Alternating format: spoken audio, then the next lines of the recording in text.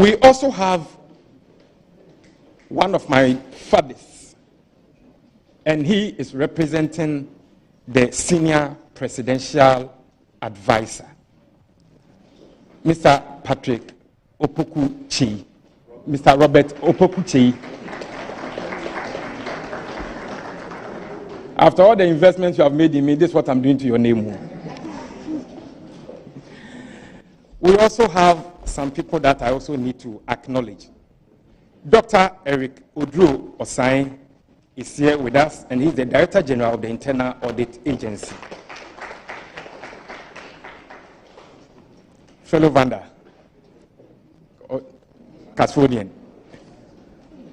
Thank you. We're in UCC together. Also, we have the Director General of the Ghana Education Service, Dr. Eric Nkansa. You've made me reminisce our UCC days. Thank you very much for being here with us. DCOP Hansen Ewuku is the Director of Prisons in charge of agriculture.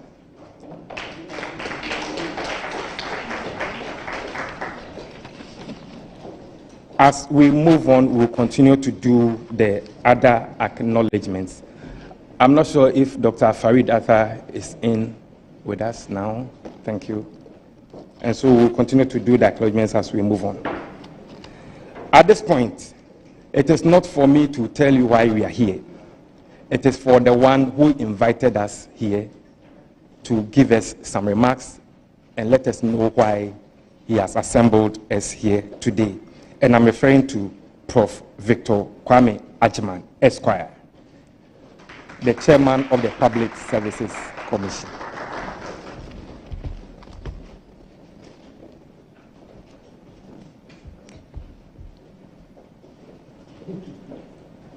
Good morning, ladies and gentlemen.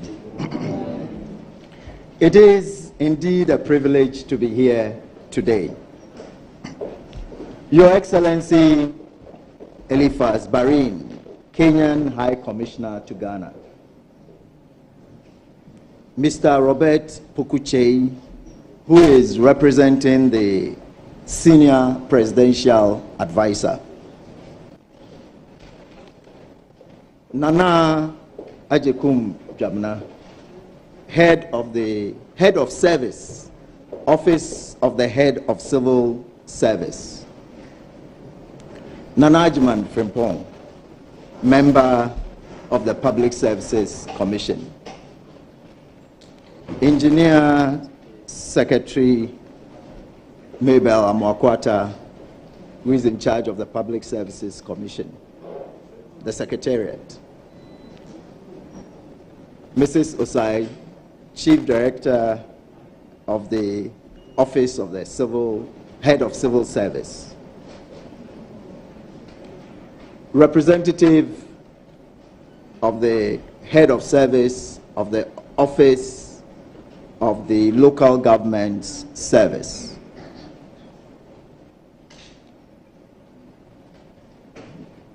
The Director General of the Ghana Education Service and the Internal Audit Agency. Chief Directors herein present.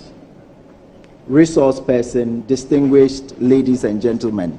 When you have a full house, you know, the protocol is always extended.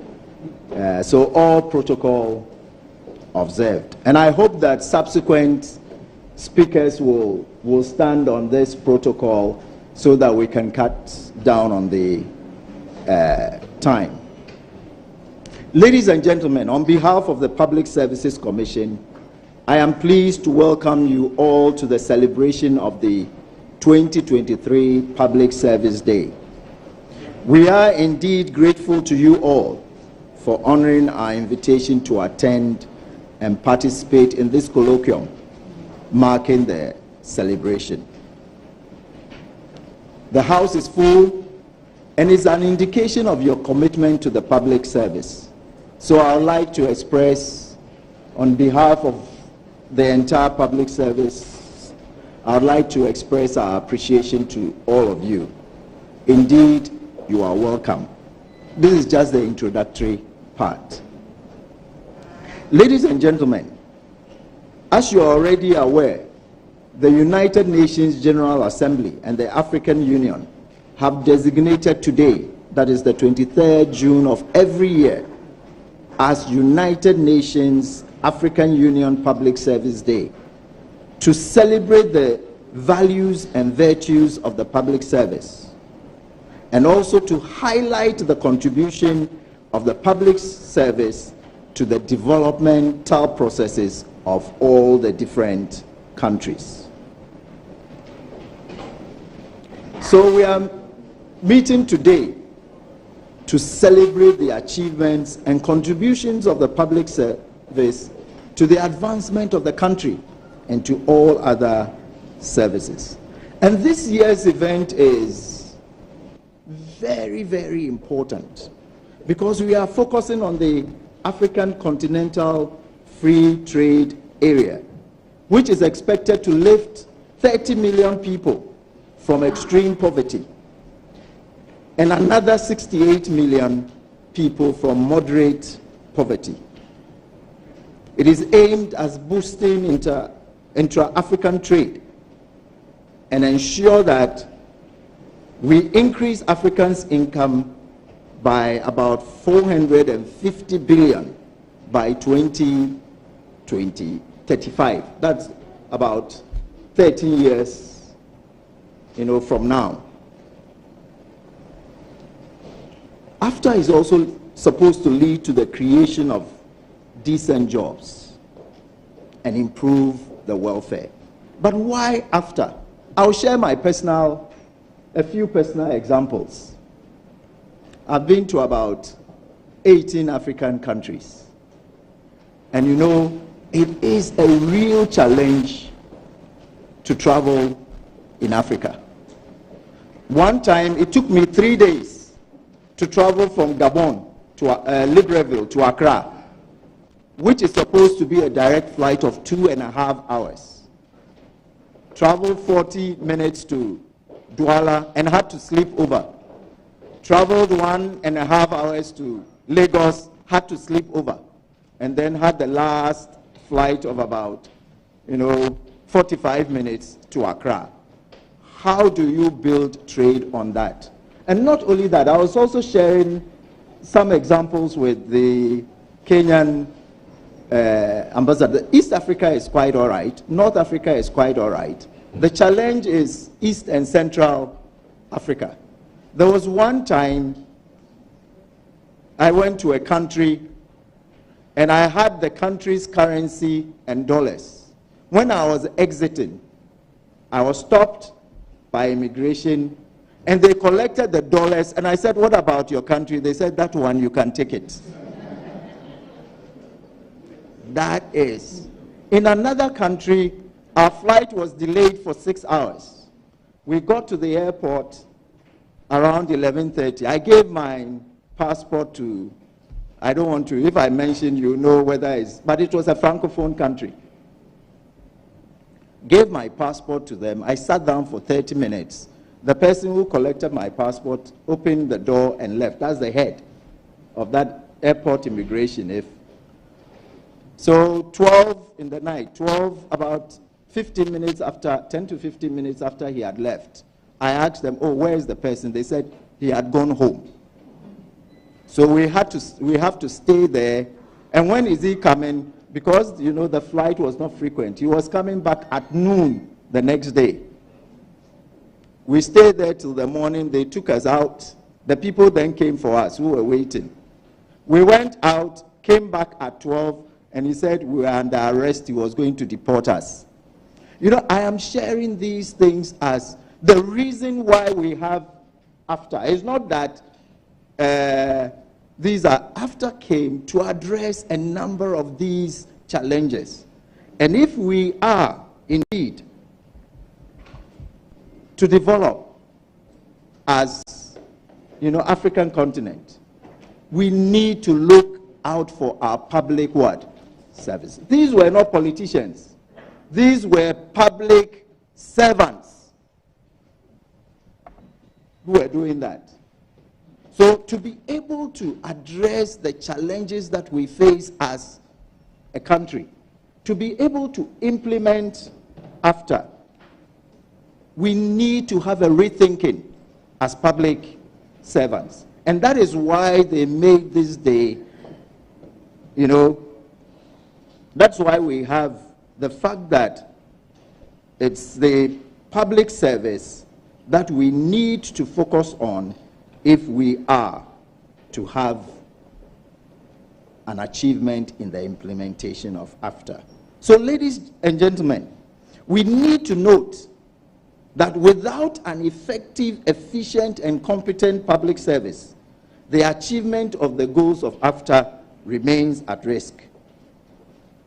The role that the public service plays in upholding the agenda of government and of the whole African continent cannot be overemphasized.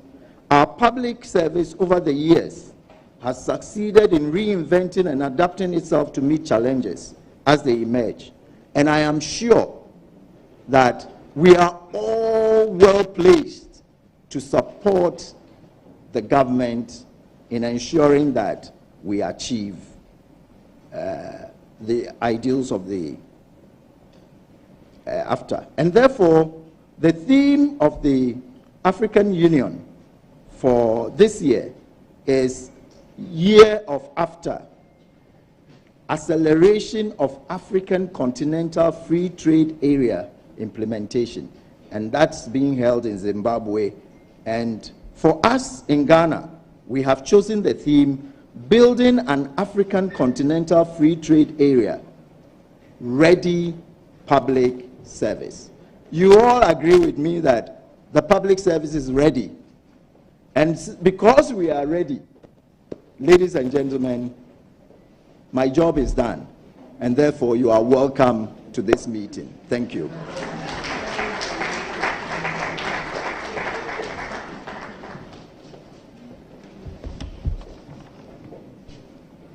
I told you we have a very competent person who will be able to tell us why we are here. And he's done justice to that.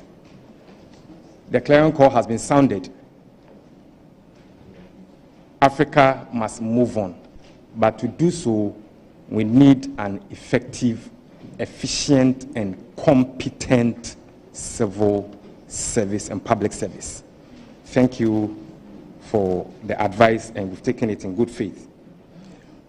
Permit me to acknowledge the presence of Dr. Patrick Kuma Abuaje, the Director General of the Ghana Health Service. The Director General of the Narcotics Control Commission, Mr. Kenneth Edu Amanfo, is also here with us.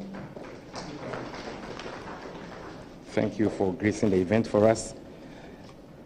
On this note, I want to invite Dr. Eric Nkansa, the Director General of the Ghana Education Service, to give us a statement.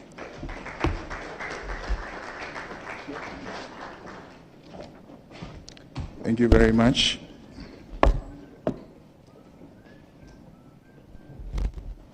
Good morning to you all.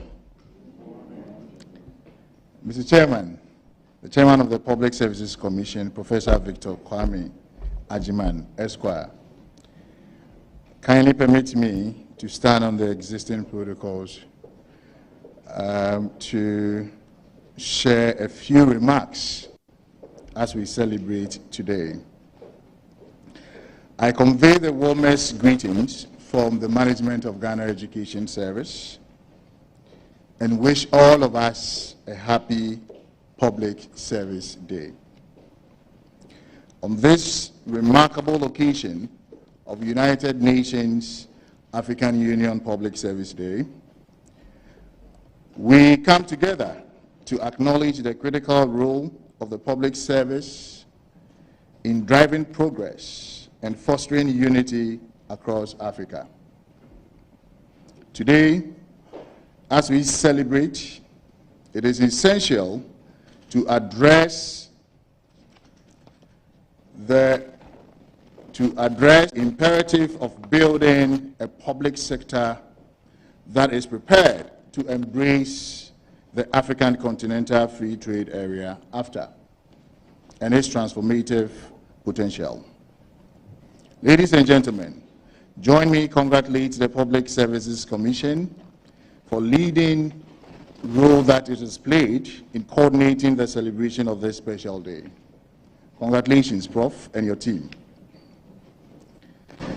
The celebration of this historic day, as we are all aware, is a great time to reflect on the values and virtues of the public service to our society. Let us also acknowledge and amplify the contributions of the various public service institutions, including the Ghana Education Service, to national development. The main theme for this national level celebration, as eloquently espoused by the professor, building an African Continental Free Trade (AfTA) ready public sector, highlights the importance of our robust investment in quality education with emphasis on STEM education and innovation. The GES is thus urgently pursuing this vision to position Ghana and the rest of Africa as the next global economic pillar.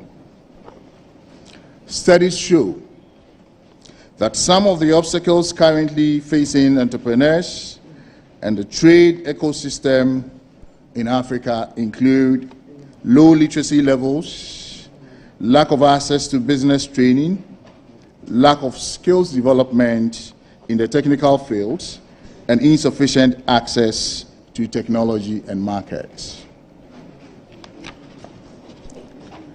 The AfTA stands as a momentous milestone for our continent, presenting unparalleled opportunities for economic integration and inclusive growth. As a Director General of Ghana Education Service, I am committed to ensuring that our education sector plays a central role in equipping our citizens with the knowledge, skills, and competencies required to thrive in the AfTA era.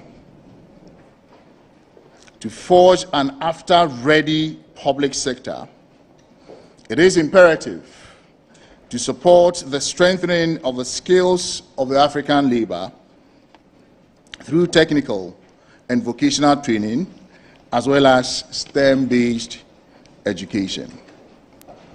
It is against this backdrop that the GES is implementing programs and reforms to lead to the successful implementation of AfTA through a number of initiatives. Just to name a few: the introduction of the standards-based curriculum, which is a revised curriculum from KG to Class 6, and also JHS 1 to JHS 3, which is also following through even up to the SHS level. Is a more practical and prepares students to be critical thinkers and work collaboratively to solve real-world problems. The standard-based curriculum has been rolled out and is being implemented across all schools in Ghana since 2019. The free SHS, which is something that everyone knows here, a novel program under the leadership of His Excellency the President of the Republic, Nana Addo Dankwa Akufo-Addo, has been implemented since 2017. The policy has been a game changer by enhancing equitable access to all qualified students and ensuring that gender, ethnicity, physical ability, and social status do not constitute a barrier to secondary education in Ghana. This has culminated in a significant increase in enrollment from about 800,000 in 2017 to about 1.3 currently. Not only has the policy improved access, but it has also improved the quality of instructions in our schools and the learning outcomes that we have seen in the past years that it's been implemented. Again, we've been pursuing STEM education, science, technology, engineering, mathematics, which is a curriculum-based, interdisciplinary, and integrated approach to teaching and learning based on 4 specific areas: science, technology, engineering, and mathematics.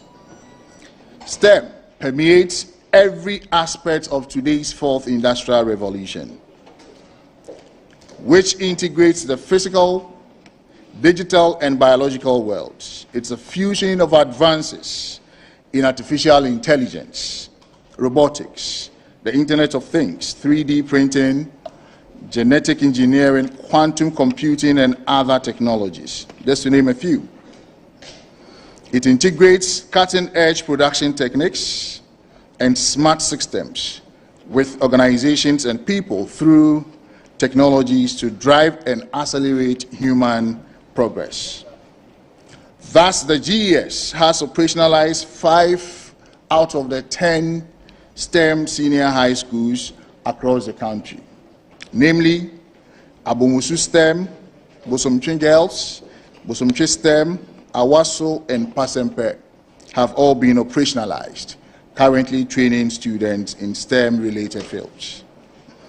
The Accra High STEAM Center, which is part of the construction of 20 STEAM centers across the country, has also been operationalized. It is worthy of note that to further promote technical vocational education and training, TVET, the Pre-Tertiary Education Act 2020, Act 1049, created a Ghana TVET service to further deepen the training of vocational and technical education in Ghana. The service has been in operations with its Director General and Deputy Director General since 2021.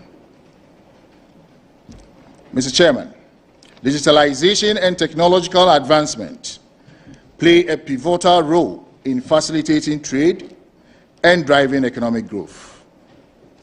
As institutions in the public sector, we must embrace the digital transformation, integrating digital literacy and e-commerce skills into our education curriculum. By equipping our students with necessary skills in digital literacy and competencies, we empower them to seize the opportunities presented by the after and thrive in this new digital economy. Consequently, Mr. Chairman, we have worked with SENDLOS to provide iBoxes and iCampuses in about 285 schools. We continue to work with SENDLOS to ensure students receive virtual laboratories and high-quality science education, no matter where the schools are located in the country. Collaborations, both domestically and internationally, is also fundamental to building an after-ready public sector. We must forge strategic partnerships with relevant stakeholders, including government agencies, as we have here, educational institutions, private sector entities, and international organizations. Through these collaborations, we can exchange best practices, share knowledge, and collectively address the challenges and opportunities arising from the after. In conclusion, Mr. Chairman, let us embrace the spirit of the UN African Union Public Service Day and reaffirm our commitment to building an after-ready public sector. Through the above reforms in our education system, we will position Ghana as a beacon of progress and prosperity within the African Continental Free Trade Area. I extend my heartfelt appreciation to all stakeholders who are dedicated to this noble cause. Together, we will create a brighter future for our nation and contribute to the collective success of Africa. I thank you for your attention.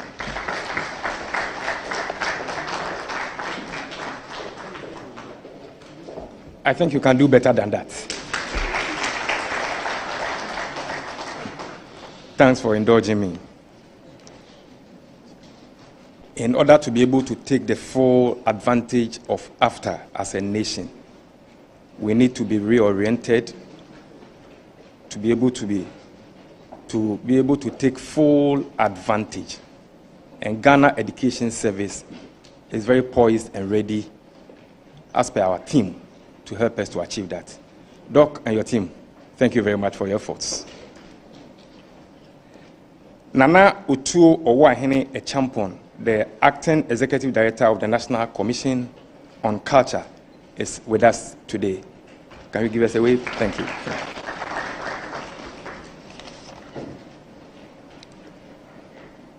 Once we've been fully educated, we need the health. We need to be strong to be able to live and apply the knowledge. It's on that note that I invite Dr. Patrick Kuma Abuaji, the Director General of the Ghana Health Service, to share a statement with us.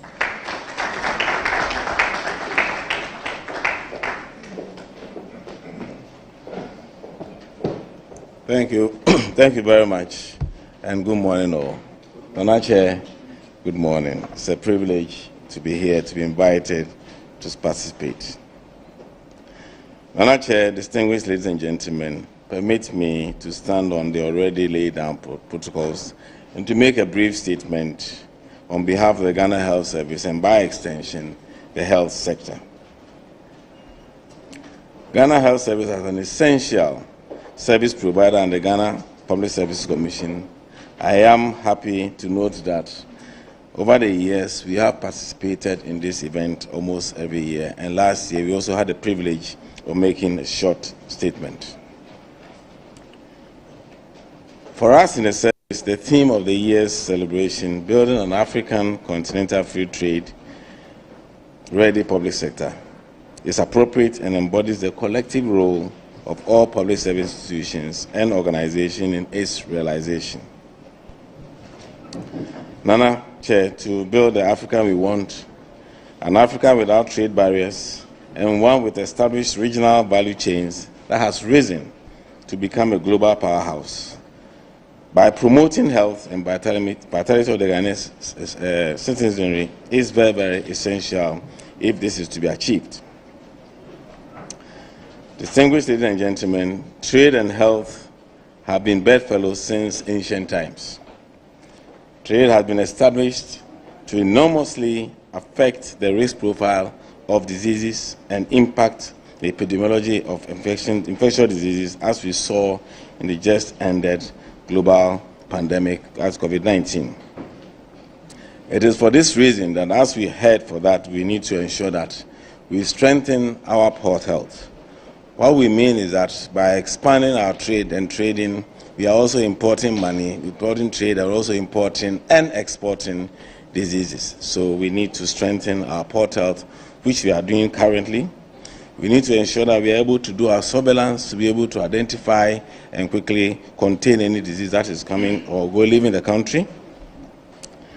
And we also have to ensure that to be able to participate in trade, we need to be healthy. And that is why I'm ensuring that every district has a hospital and every region has a secondary level hospital as espoused in Agenda 111 is extremely essential. We are also strengthening our primary healthcare services through the network of practice and incorporating telemedicine to ensure that services are made available as we meet universal health coverage. And so that is something that we offer trade, and trade also offers us to be able to achieve that. Again, through direct financial cooperation and trade agreements, public health gets affected by liberalizations in the trade of health, health workforce, health commodities and technologies, and that often deplete our ecosystem of the global south. And you will see that we are having movement of our health workers outside. How do we capitalize that? How do we take advantage of that? And this is all part of the trade that health can do. We can also provide health tourism as done in other countries, and that's also part of an important aspect of trade. Nana Chair, sadly, notwithstanding these known impacts of trade on public health, there is a conundrum over trade and trade agreements. Often, while health professionals like myself are not amongst the pool of trade, finance, and diplomacy professionals involved in trade negotiations and agreements, we seldom show interest, either due to limited expertise or experience in the area each time we have the opportunity. And I think it's a call that we must be involved. For the public sector to be ready for an African free continental trade area, this narrative needs to change, and I am happy that Public Service Commission, in collaboration with the Ministry of Trade and Industry and the National After Coordinating Office, is leading the charge in this regard. By assembling the whole gamut of public service institutions and organizations here this morning, the colloquium will delineate our respective roles and galvanize all of us to the common goal. Nana Chair, for us in the Ghana Health Service and the health sector in general, we are happy to be here and bring to the dialogue the perspective that there cannot be a free continental trade area without a healthy population. And I'm sure we all saw how COVID affected every sector of the economy. I assure you that the aspiration of the African free trade area resonates with our health sector vision of having a healthy population for national development, which national development is hinged on economic growth occasioned by the improved trade. I thank you for the opportunity to make this brief statement. Thank you very much.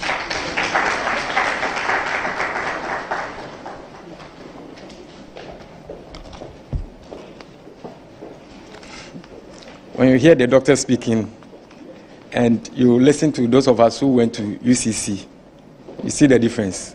Theirs is very crisp. Forgive us, that's how we were trained, so forgive us. Okay. I can see one of my bosses around. Let me introduce him before I get into trouble. Dr. Farid Arthur is the national coordinator of the National AFCFTA Coordination Office. At the appropriate time, he will give us a presentation. Doc, welcome.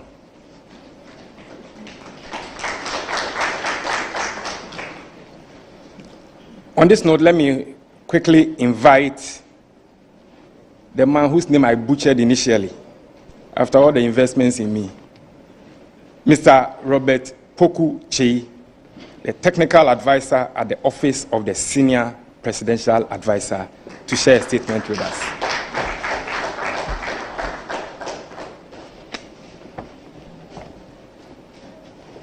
Good morning, and thank you very much. His Excellency Eliphas Barine, Kenyan High Commissioner to Ghana, the Chairman, Public Services Commission, members of the Public Services Commission, Head of Service, Office of the Head of the Civil Service, Director General, Internal Audit Agency, the Director General, Ghana Education Service, the Director General, Ghana Health Service, the Executive Director, Narcotics Control Commission, the National Coordinator, National After Coordination Office, all other protocols respectively acknowledged. I want to apologize on behalf of the Senior Presidential Advisor for his inability to be with us here today. It is with much pleasure that I join distinguished public service institutions to mark the 2023 United Nations African Union Public Service Day celebration. The Public Service Day celebration is an annual event which aims to reflect on the values and virtues of the public service to the society, and also to recognize the contribution of the public sector to national development. The public sector plays a significant role in a country's economic development by providing infrastructure, public transportation, public education, health care, and security services, among other critical supports.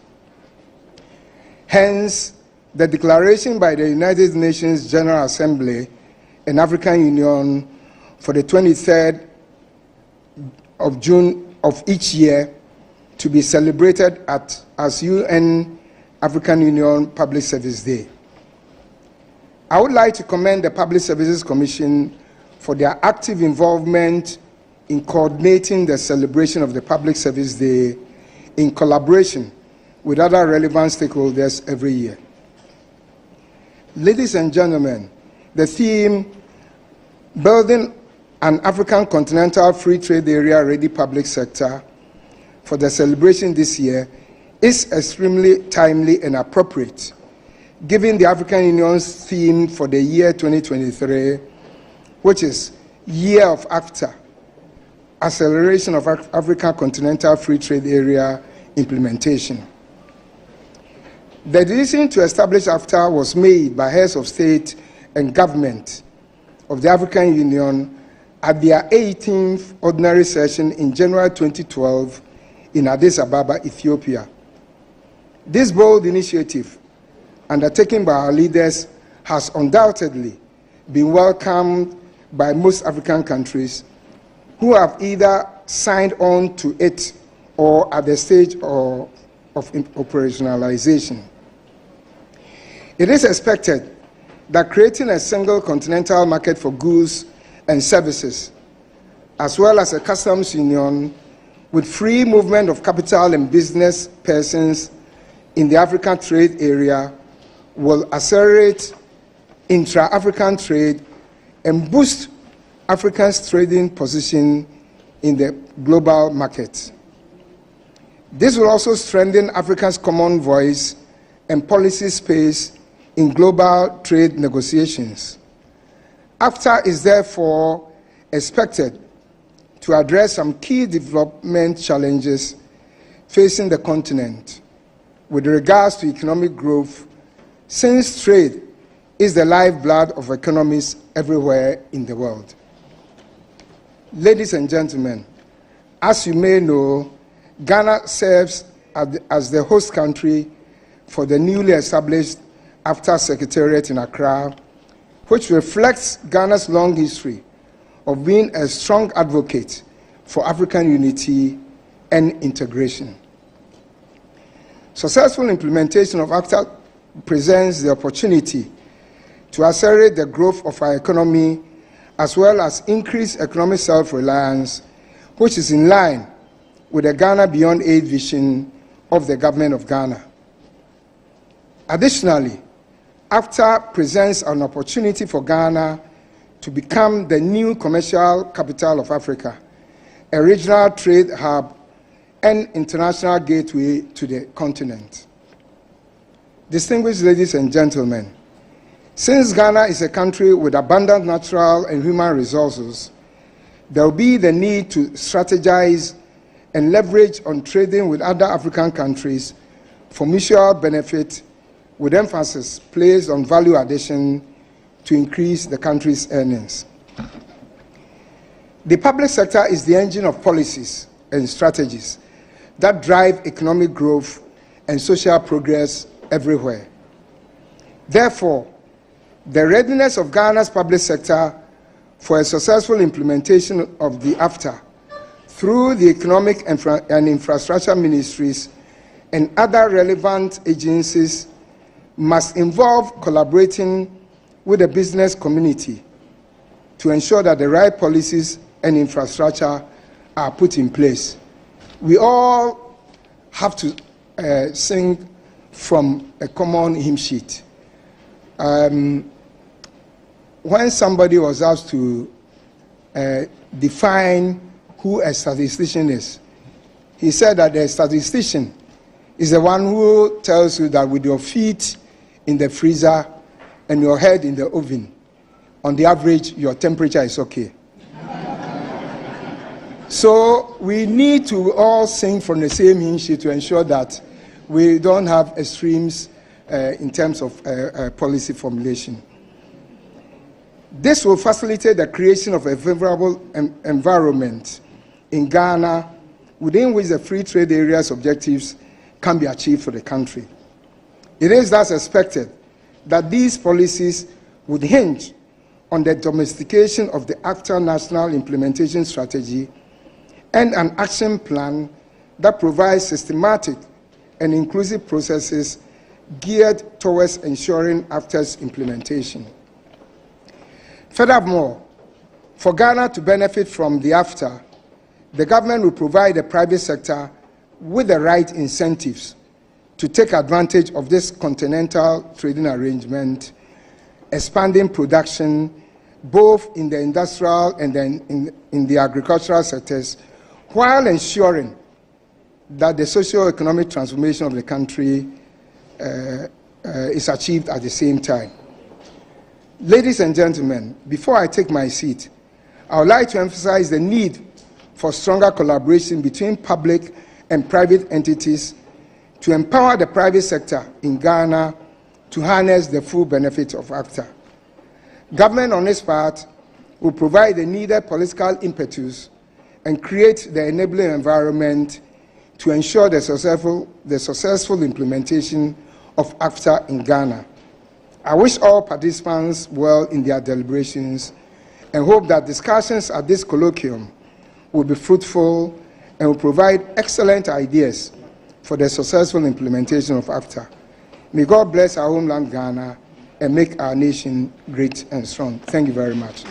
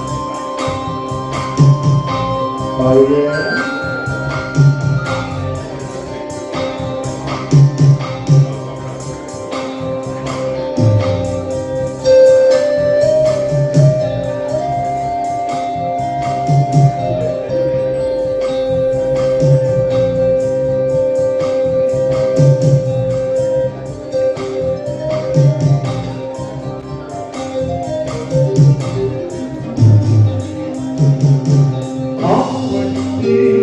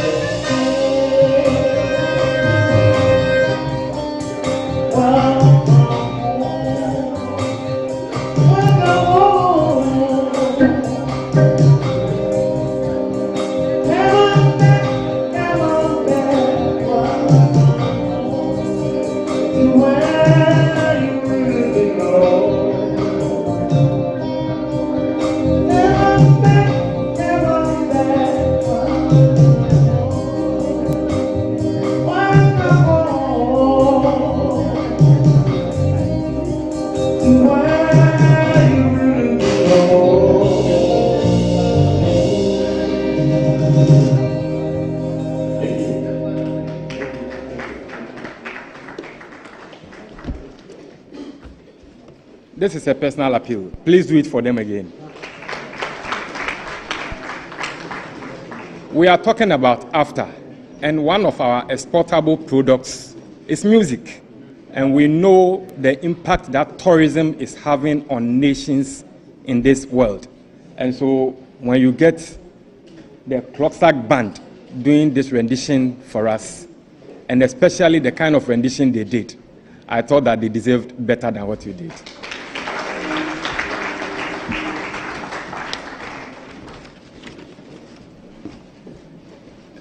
It is always better to have elders around you.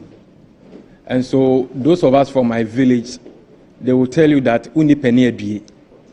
And because we have elders around, as we move on, then they give us some directions. And this is one of the directions that I've received now, and I think it's very important, that we are talking about after. But we cannot talk about after when there is no integrity. And that is the comment from the head of service. And if we are talking about integrity, and we have the Director General of the Ghana Internal Agency, Audit Agency here with us, it will be appropriate that once he's here, he shares a word with us. Dr. Udru Osei.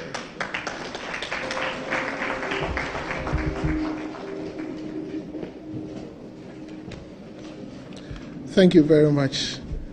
Prof. Chair, members on the high table, distinguished invited guests, good morning. Building an African continental free trade area, ready public sector.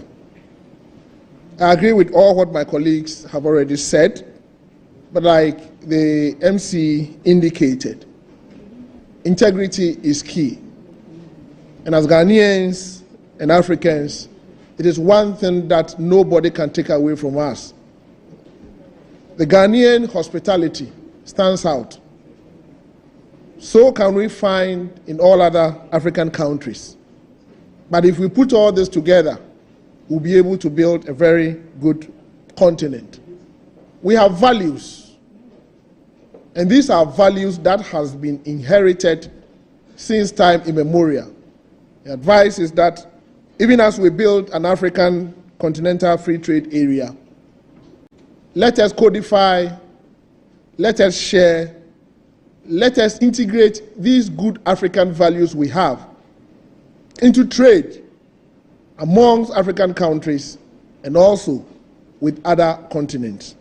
And I believe with that, Africa will continue to be unique in the world, and the world's development cannot take place without Africa.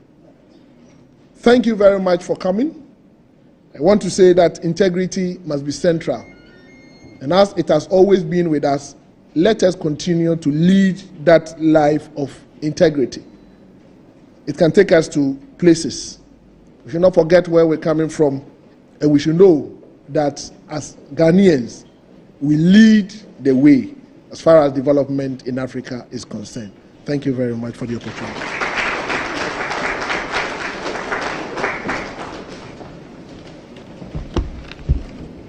Doc, thank you for obliging us, and thanks for the advice you've given us. Please, those of you who've been expecting summaries of the speeches from me, you will not get it today, because there is a better person to do that if you look on the program. On that note, I want to invite the personality from our diplomatic community who is here with us because we are talking about after, and it is not just about Ghana.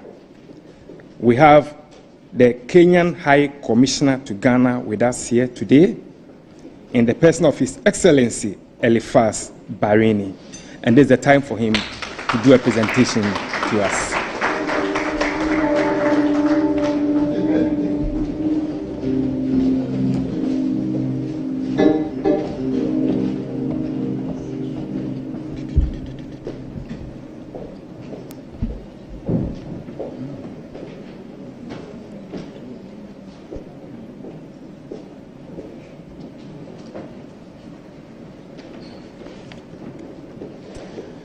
I'm just trusting that I'll be loud enough this morning.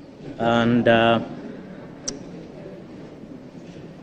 having been appropriately guided by the chair of the Public Service Commission of the Republic of Ghana on matters protocol, I stand so guided, and therefore I will obey as so guided.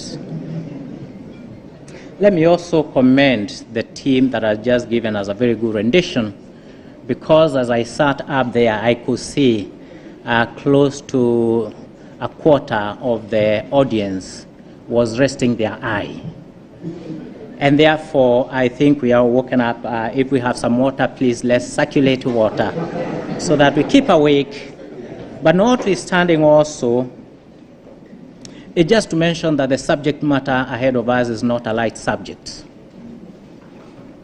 I will not make your life any easier. It will be a little bit tedious. It will be a little repetitive. It will perhaps be a little bit boring. But I think that is what it calls on each one of us, for us to be able to interact and guide and play our respective role in implementation of the Africa Continental Free Trade Area, which very often the Secretary General says is our last silver bullet. I do not know how many of us agree with that, but before I frame the conversation, let me bring warm greetings from my own government and the brotherly people of Kenya, which is an affirmation that the foundation laid by our founding fathers continues to flourish, and that their work speaks to our aspiration till this moment. I am particularly enthused to be part of today's event and for the privilege to speak on the topic, importance of the public sector for successful implementation of the Africa Continental Free Trade Area, the operative word being public sector. A quick run, very elementary search on Google, which each one of us can do quickly, led me to this, that the public sector means that portion of the economy composed of all levels of government and government-controlled enterprises. And in other words, owned, operated, and controlled by government agencies. And therefore, to say no one in this room is outside of the bracket. Mr. Chairman, it is not long ago that I got an invitation, in fact, to be precise, in December, to the inaugural edition of the African Public Service Optimum Awards, with the theme, "The Public Service Africa Needs for its Socio-Economic Renaissance." This coincidence of the topic signals to a quest, indeed an introspection by the African Public Service, to package itself better, to make it fit for purpose in an increasingly volatile, dynamic, and complex environment, to serve her peoples better, to achieve its primary mandate. At this juncture, permit me to indicate at the very onset that the topic could not have come at a better time than this day, when the public service across our beloved continent, and indeed the world, is celebrating the Public Sector Service Day, and aligned to the African Union theme for 2023 that speaks about accelerating the implementation of the ACFTA. Distinguished ladies and gentlemen, the public services occupy a distinguished, highly coveted, I repeat, distinguished and highly coveted. There are very many people out there looking forward to be seated where you are and occupying and sitting in the offices we are. So it's highly exalted space, and I shall add, with trappings of power, prestige, the privilege to influence public policy, and the privilege to translate government policies, laws, and order, social values, among others. This rightfully makes the public service the face of government in its direct interface with the citizen. I therefore submit that the public service is a fulcrum in determining the scorecard of a nation state, regional organization, or continental body, as otherwise could be. To contextualize this conversation, I pick a few captions from the Institute of Public Administration of Canada about public sector workers. In other words, civil service which inter alia states, a public servant or public servants are expected to do the right thing, even when it's not easy. They uphold the highest professional and ethical standards because they understand the high expectations the public has for their work. And two, public servants are responsible to the elected government, not the political party. They develop and deliver public programs or services, inform policy making, and provide evidence-based advice to leaders. Let me repeat, provide evidence-based advice to leaders. I therefore comment that this remains the clarion call for the Africa Public Services. Mr. Chairman, our leaders in Africa have repeatedly spoken loudly, provided a foundation to build upon as encapsulated in the Agenda 2063, the Africa we want. I don't know how many of us that align themselves to that what is contained in that document we're fully behind. And if we are paying attention, they are pushing very hard on many fronts to claim a dignified seat on the table. It is only 2 days ago that Her Excellency Mia Mottley, Prime Minister of Barbados, here in Accra, reminded us that if you want to be on the table, bring your own chair. That said, I now turn to the substance of today's topic: importance of public sector for successful implementation of the AFCFTA. This is a topic that can no longer be put in the back burner. It is the talk of town, and therefore to narrow down to it for today, conversation is to signal the public service about its central role in guiding the nation where the compass is pointing. It is not so much about clearing any doubts about the establishment or existence of the public service. No. It is not about its qualification, absolutely not. Not about the remuneration, capability, but rather whether it is paying sufficient attention and moving in the right direction by way of deeper introspection, reviewed orientation, retooled, changed or cleaned lenses, if you can wipe a little bit, and recalibrate to see the rising Africa differently in a manner that is supportive of the vision to optimize the opportunities of a united, peaceful, and prosperous Africa. I hasten to say, out there, we have enough skeptics about Africa. We need no more of those in the continent, and especially within the public sector.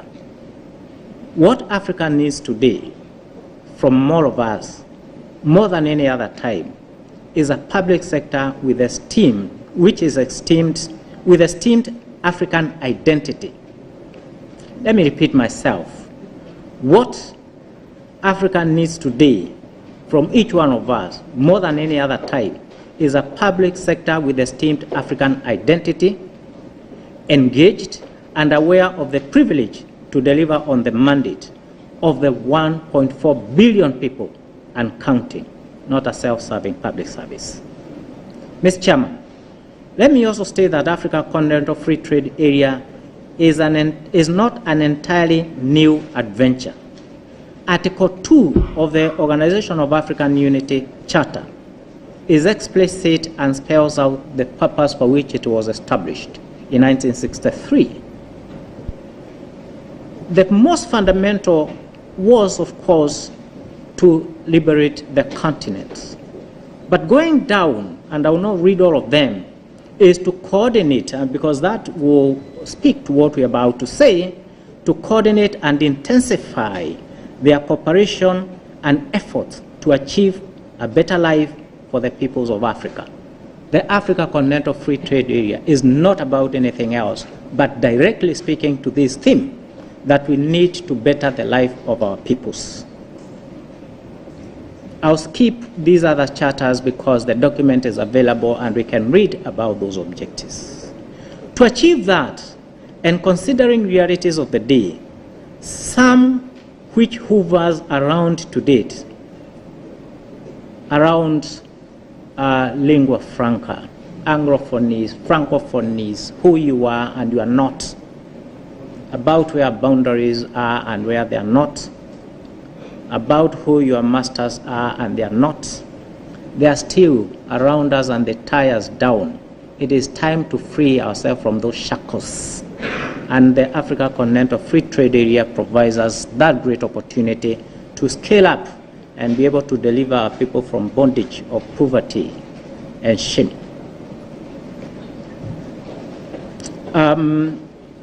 There were some delays in that implementation.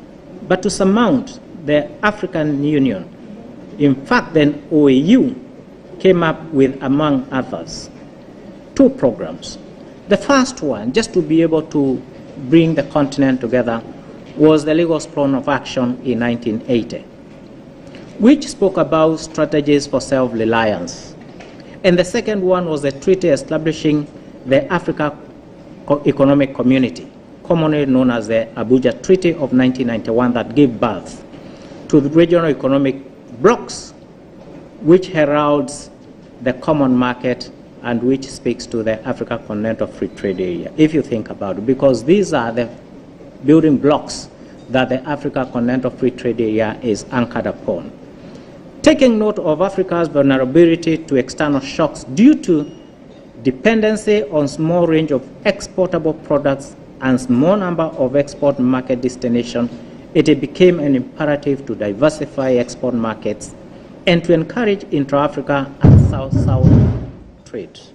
That wasn't me.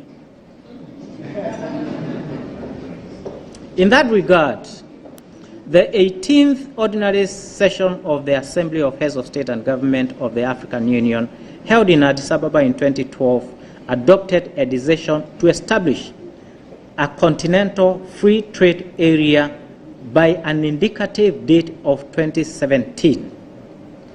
The summit also endorsed the action plan of boosting intra-Africa trade, which identifies 7 clusters that speaks to trade policy, trade facilitation, productive capacity, trade-related infrastructure, trade finance, trade information, and factor market integration. All of these are within the purview of the public service, because each one of us is expected to plug into these spaces so that we can actualize these dreams of and pronouncements of the summit. The agreement was signed on 21st March 2018, record time. There isn't any other continental framework that has been realized so quickly than the Africa Continental Free Trade Area. Within a record period of 5 years, the document was ready and it is now in place. So there cannot be skepticism as to whether it will succeed or it will not.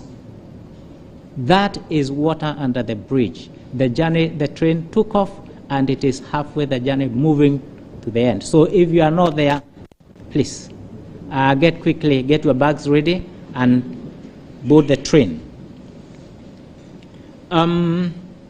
This agreement seeks to do a number of things. The first one is to lay foundation for the establishment of the Continental Customs Union, and I see colleagues from the customs, to promote and attain sustainable and inclusive socio-economic development, gender equality, structural transformation of the state parties, and to enhance the competitiveness of economies of state parties within the continent.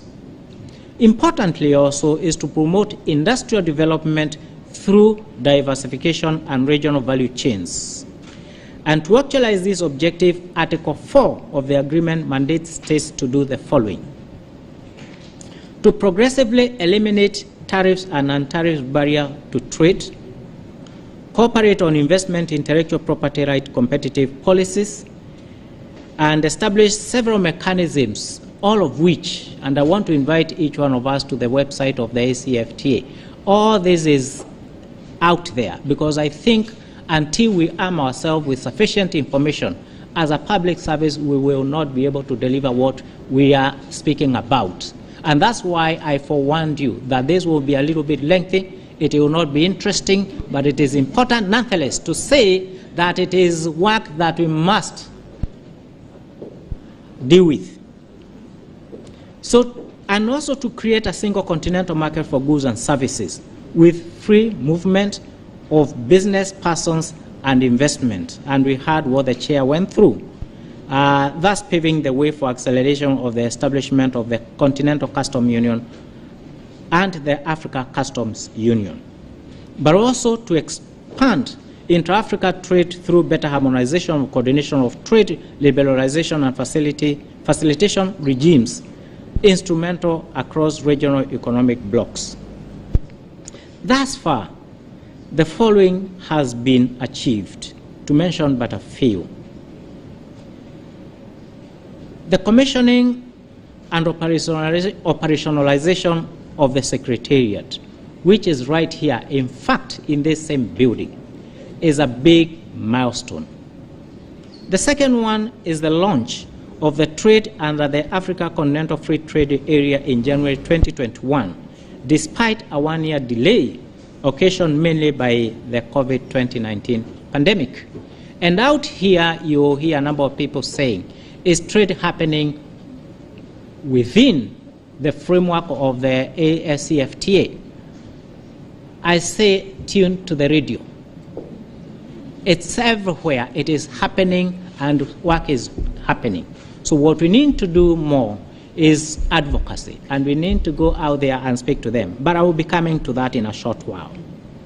The third one is the launch of the Pan-African Payment and Settlement System, PAPS, in collaboration with the African Export-Import Bank, AfriExim, which provides a clearinghouse with a seed capital to support settlement payments in any of the 42 African currencies. So there are people that are asking, how do we ensure payment is made? There is a framework already in place, and we have had our readers talking about why is it that you are trading with other currencies within the same region with your neighbors, and you know how easy it is to find those. Sometimes I don't know what color those notes are because I don't want to mention them, but they are not very easy to find. But the AfriExim Bank, together with the ACFTA, have crafted a framework that will be able to conclude a transaction with the use of our local currencies. Then, of course, the signing of the ACFTA Adjustment Fund Management Agreement with the AfriExim to provide and cushion against revenue loss for implementation of the agreement. The discussion out there is there are countries and their member states that are a little bit worried about loss of revenue when borders open. And their studies have been done as to whether that is actually true. Yes, perhaps at the first instance there may be some losses, But eventually, it proves that you do more trade and you recover that within a period of short time. But to cushion within that period, the Afrexim Bank is putting in some seed money to be able to navigate around that. And therefore, I think what we need to do is send messages out there and plug ourselves to this as public service. Then the launch of Africa e-Tariff Book on the website. This is important so that when you arrive at the port, you are not surprised that the tariff on that product is this or the other. Before you engage in that, you log into the website and you know exactly what is expected at the end of your exports. Then the launch of the ACFTA Rules of Origin Manual. And of course, the launch of the Africa Guided Trade Initiative in 2022. Currently with 7 members, Ghana being one of them, Kenya being the next one, but with the latest information we have, there are 27 other African countries that are expressed to join on this journey. I see I don't have a lot of time, but importantly also because we're talking about resources, is the signing of an 11 million grant agreement between the ACFTA and the African Development Bank. If you go for these conferences, so much money is being spoken about. Who will translate that? Who will break down to bring that to the private sector, to bring that to the local farmers, to bring back to the general population? It will be no one else other than the public service, because we are the people that are privileged and participate, work, and are part of that processes. So it's a lot of work to be done. But let me say this, to sustain the momentum, member states are called upon to work harder today. By 1, completing negotiations on phase 1 protocols, in particular, rules of origin. I know Dr. Arthur will be speaking a little bit around that, but there are 2 outstanding matters that speaks to automobiles and textiles, which were meant to have been concluded by last month because they were supposed to be tabled to the summit coming up in Nairobi this July. Hopefully, work will have been completed around that. The second one is to establish the AfTA National Coordination Office. It is no choice. It is a decision that was taken that for us to be able to work together in a synchronized manner that each member state establishes, and I'm happy that I have seen a board out there that talks about the National Coordination Office. But it is not by name. It is as to whether that office is actually operational and functioning, and whether the members are paying attention.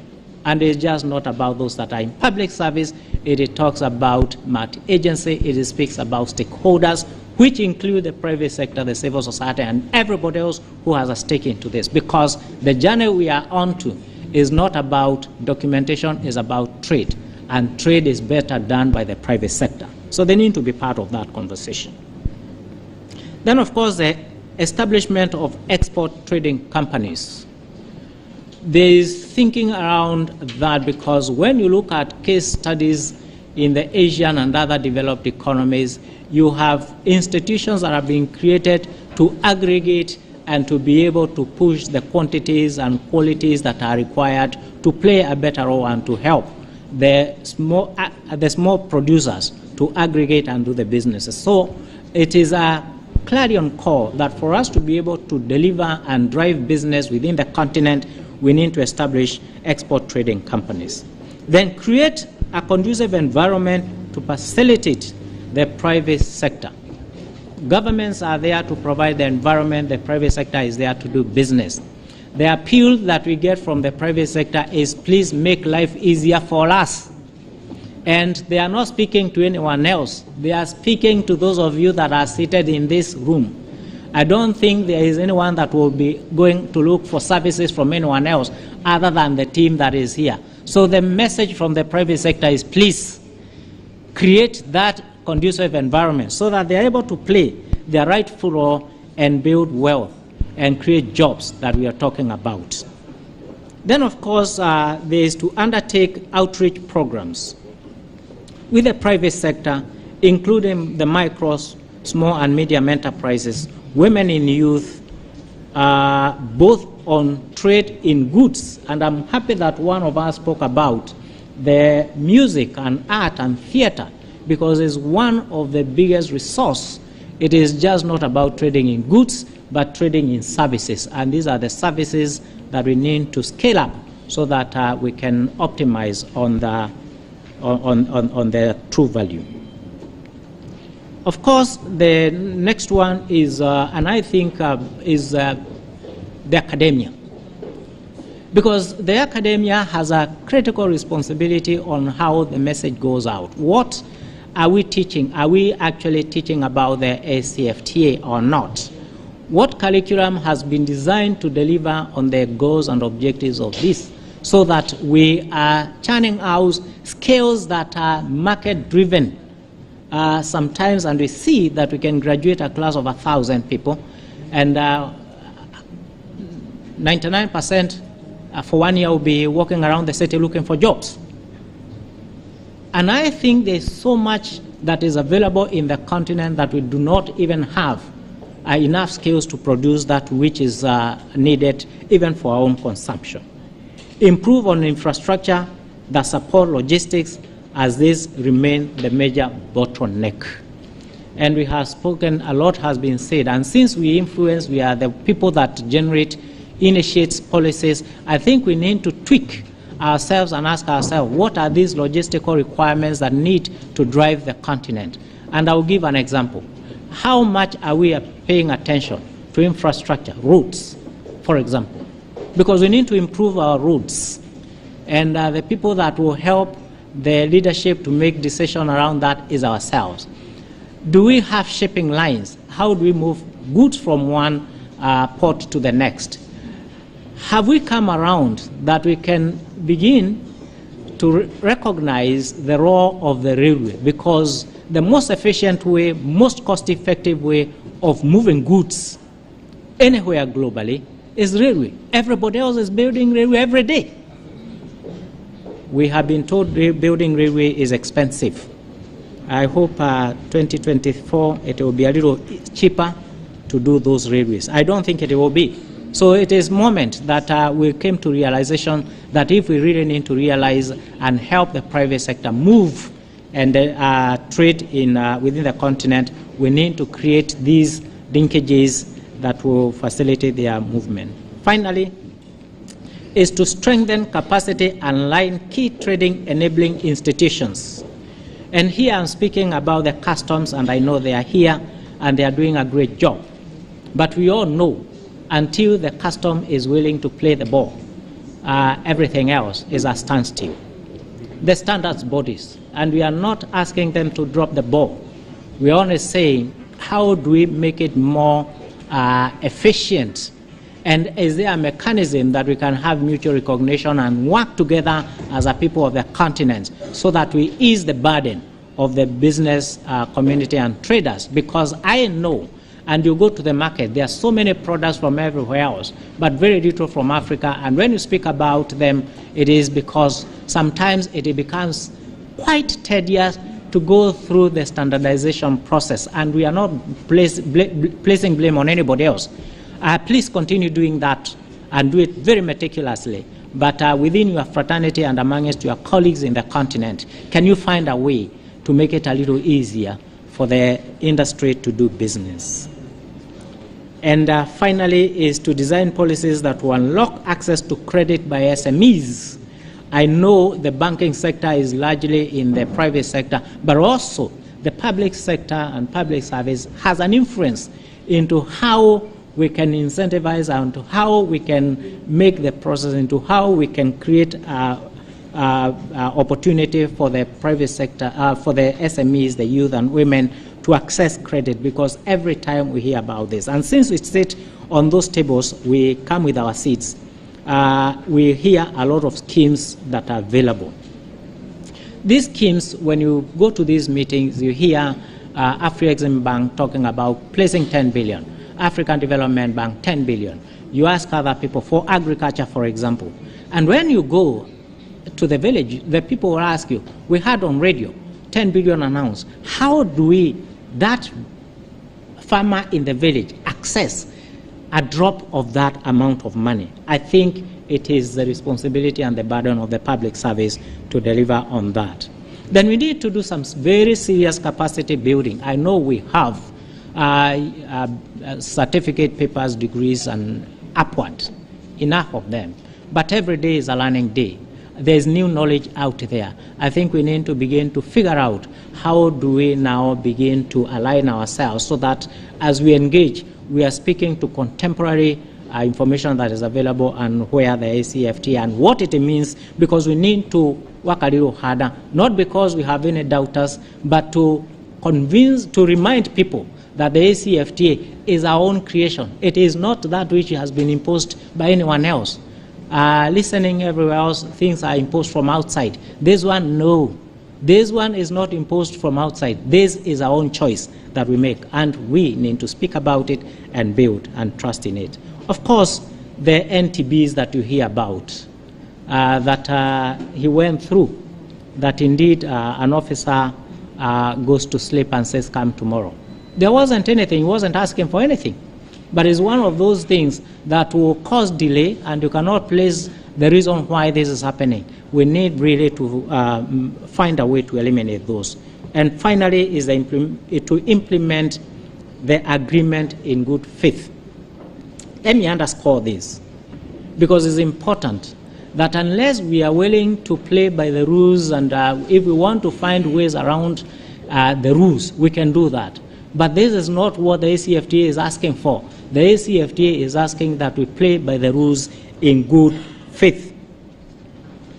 And therefore, after all, a rising tide, lifts all boats. And of course, the opposite is true, that a falling tide sinks all boats. Ladies and gentlemen, as a host for the African Continental Free Trade Secretariat, Ghana is uniquely positioned to become the commercial capital of the continent. Further, could leverage on the trade and investment opportunity that the ACFTA presents to accelerate development and growth of our national economy and that of the continent through value addition, regional value chain, joint ventures, among others. As I conclude, may I congratulate the public service sector workers in Ghana and across the continent for the relentless effort in serving their people and the nation. Ladies and gentlemen, this continent of 1.4 billion people, with a combined GDP of over $3 trillion,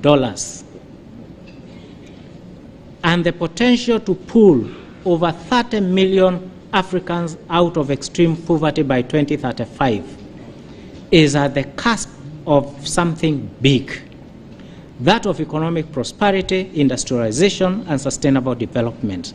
And treat the public sector not to slacken, not to slumber, not to drop the ball, and at least not what is there for me. Africa has been abused and lost in many instances due to the nature of her fragmentation. Stand on the right side of history. Thank you very much.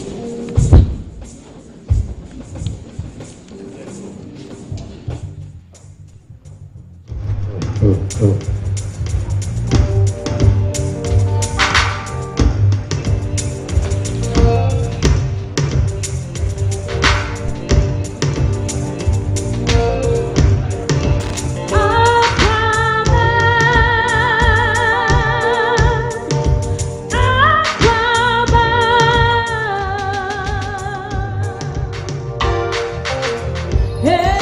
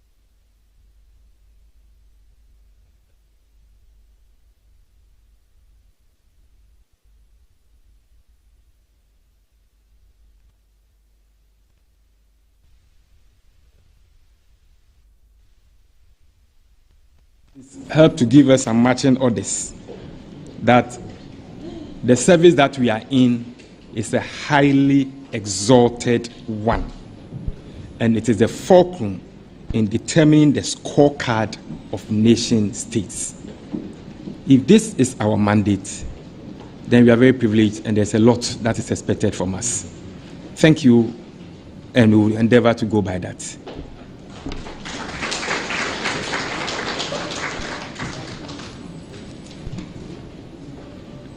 Once something is expected of us, it will be appropriate for us to know exactly what is expected of us as public service workers in achieving this after agenda that Excellency spoke so much about. As a country, what are our priorities? Who else can help us to know what is expected from us as a public service than the National Coordinator of the National After Coordination Office, Dr. Farid Atta.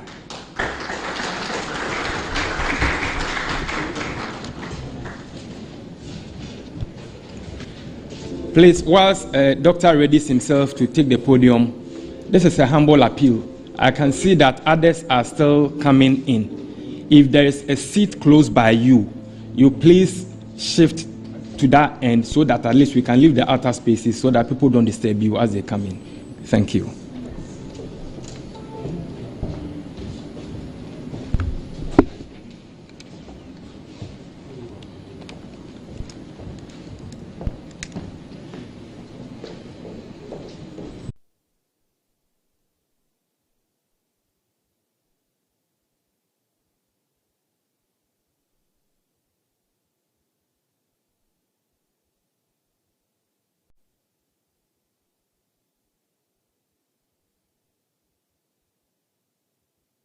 The ambassadors. And I would like to also put on record that Ghana and Kenya seem to have been at the forefront of this implementation for quite some time. We were the first two countries to have ratified this agreement, and it was submitted the same day at the African Union. So it is not by coincidence that the High Commissioner is here. Now, when we talk about the public service today, and we say what are the priorities of public service, we need to put it within context. The public service has always had its own priorities, but so why are we discussing it now? Why should this be any different? So maybe I'll take us a little bit down the lane. Since it has been regular for the public service to, from time to time, adjust its own approaches in order to respond to the realities of our times. Over the years, the public service has implemented several reforms and adjustments to improve its efficiency, effectiveness to respond to the times in which we find ourselves. After independence in the 1950s to 1966, the public service focused on expanding and consolidating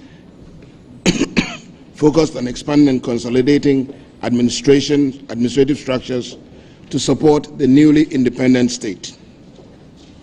And then Ghana went into a period of uncertainty during the military period.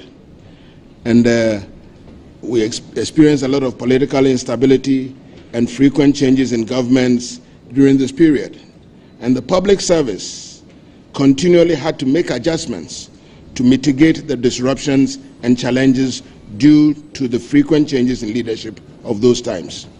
And it survived. It helped, it led us through. I remember in my surgeons outside, when I go to places, and in my work, my previous work, I had something to do with peacekeeping from a negotiational point of view.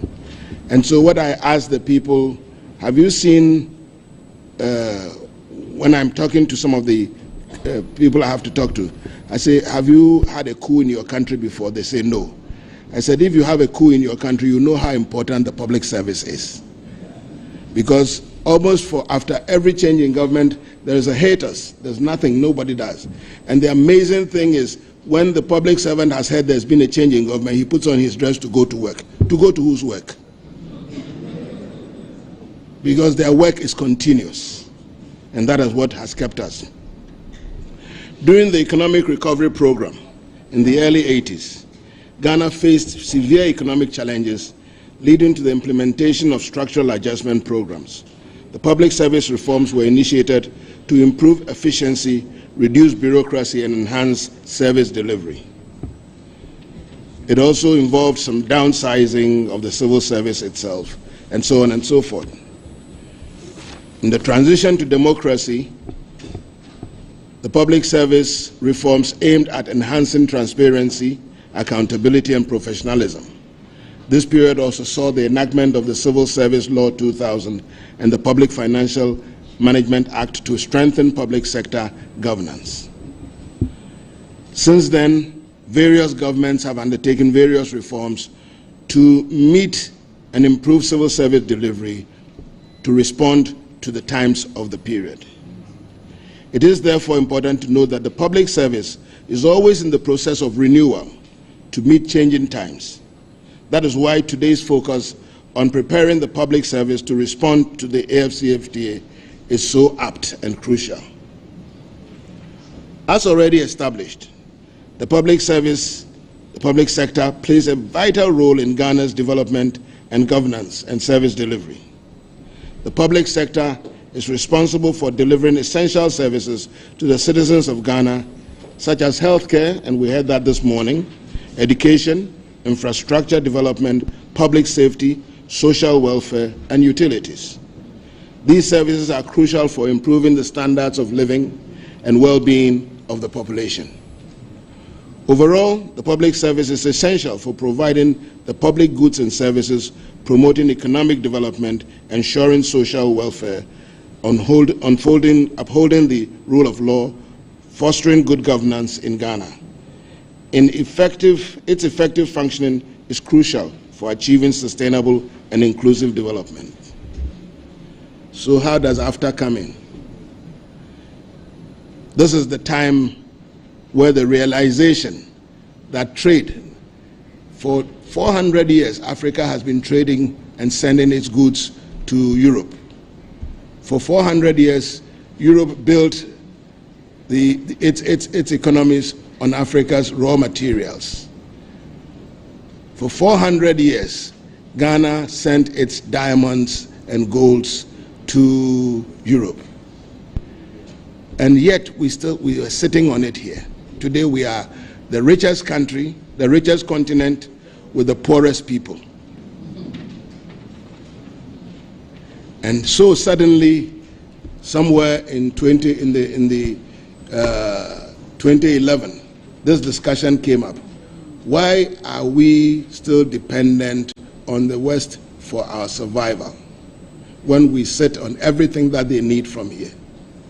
Why are we looking at China and India and talking about their population and their success when we have the same population here, 1.4 billion?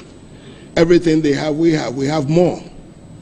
Dubai has only oil. Look at Dubai. Ghana has everything that Dubai has, including oil. You know, in fact, not everything, more. And yet, we go to Dubai with awe. Ah, this is a nice place. What has happened to us? And so the dialogue has changed. And it didn't change only in Ghana, it changed across Africa. So at the turn of the century, 2011, and what we didn't know also why Ghana is so enamored with this process is that the whole discussion about AFCFTA started from Accra. In 2011, at the African Ministers of Trade meeting held in Accra, the Accra Conference Center, yes, the whole decision as to what should we do, because the world was then coming out of the economic crisis, the global economic crisis. Well, how do we break the logjam, the dependency on foreign capital? And it was then discussed, and in that discussion, a decision was taken to try and find ways and means to boost intra-African trade. That was on 2011. Usually when there's a ministers' meeting, a ministerial meeting, the result then goes to the assembly. And because the ministerial meeting was held in Accra, it was our president, our then president, the late Atta Mills, who moved the motion, because he had now gone and present the thing to his colleagues for the establishment of the Continental Free Trade Area. The High Commissioner has told us a little bit about what happened then. It was supposed to have taken us 5 years to negotiate. We negotiated in slightly over 5 years, and it was unprecedented. This is the first time that a trade agreements get negotiated over decades. The World Trade Organization is still in negotiation mode, even though we are trading. Yeah. You know, so for 5 years, for 5.5 years for Africa to have negotiated a trade deal, and not just any trade deal, but a trade deal that involved 55 countries. That was a big achievement. And so sometimes when we kid ourselves, why is this thing so slow, it's so slow? We are really moving fast. It's not slow at all.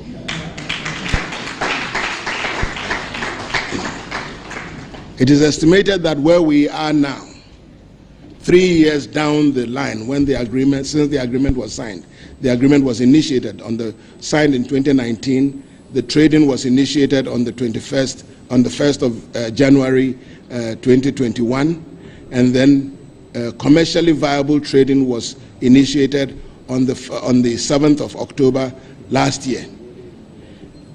Currently, we have, and the ambassador said it, 7 countries trading. 3 years down the lifespan of the EU, they had only 3 countries trading. We have 7. So we've gone twice the speed the EU took to get to where they are. You know, so there is a lot of movement, but our task is also more difficult. The EU is only 27, we are 55. So far, out of the 55, 54 countries have signed the agreement. 47 countries, as we speak, have ratified and submitted their instruments of ratification. And so there is a lot of movement across the continent. And that is why the public services have a really huge task on themselves. And that is why this discussion today is quite important. His Excellency has done a very good job and has made my job very easy by discussing all the important things that the public service has to do. So I don't need to repeat anything that he has said, but there are a few things that I probably will clarify. One of the questions that came up when he was speaking was the issues whether trade is happening. Yes, it has started, but it's trickling. It's trickling because we need to test our systems. On the 7th of October last year, 7 countries traded as under the guided trade. This year, the same, and in October, the number has expanded, is going to be expanded to 21, and the guided trade is going to be celebrated in Rwanda. This year, as I said, I've already taken 65 Ghanaian businesses to Nigeria.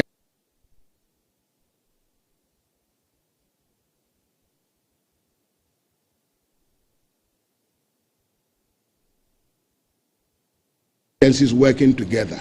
We went with customs, we went with GSA, we went with GEPA, we went with Ghana Free Zones. We did not work as one, we worked together. Now the lesson is that in togetherness, we worked together, and the lesson is that if we work together as a public service, we will achieve results. Breaking the silos should be one of the things going forward. If we want to really achieve success in NAFTA, we need to break our silos. Sometimes it's very easy to think that somebody is coming to take our turf. I remember when we were first set up, everybody was like, oh, but what do you do separate that some other persons can do? But that was not the question. We were very clear. We are not an executive office, we're only a coordination office. And therefore, all we do is to coordinate everybody.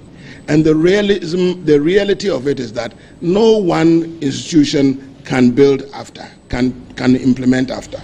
We need everybody, we need standards, we need customs. In Ghana, as I speak, customs is the competent authority for after.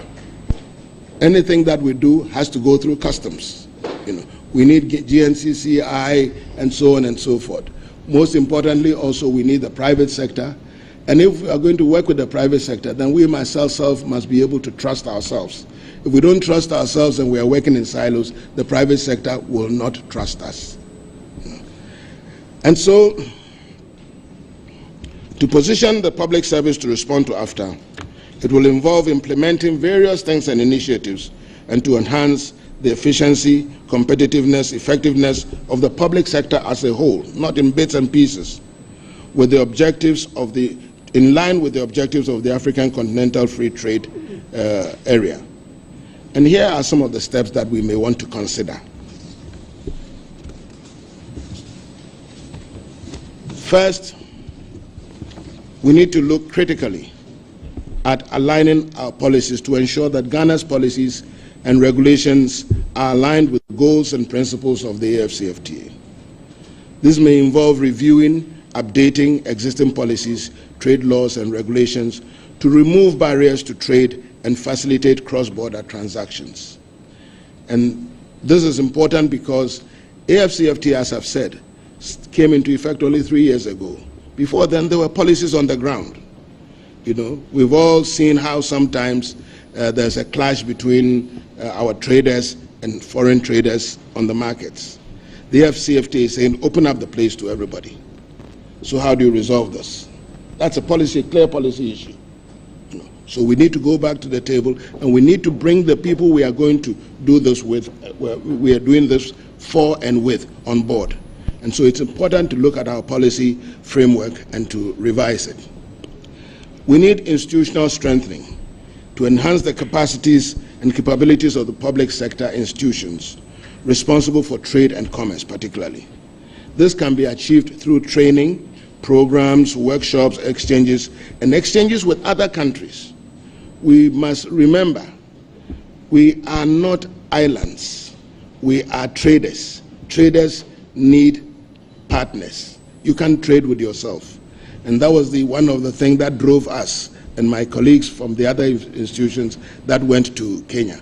We went there, and when we went there, the Kenyans received us. In fact, I have not yet thanked His Excellency, but we had one of the best welcomes and surprises we have had. And we have also invited them to come over, and that we are ready to retaliate. So, Excellency, please convey our invitation if I have not already sufficiently conveyed it.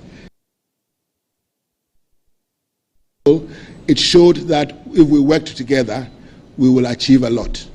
You know, Kenya was open for us at the very highest level. For all the things that we did was attended by the highest level, you know, and the representation was very good.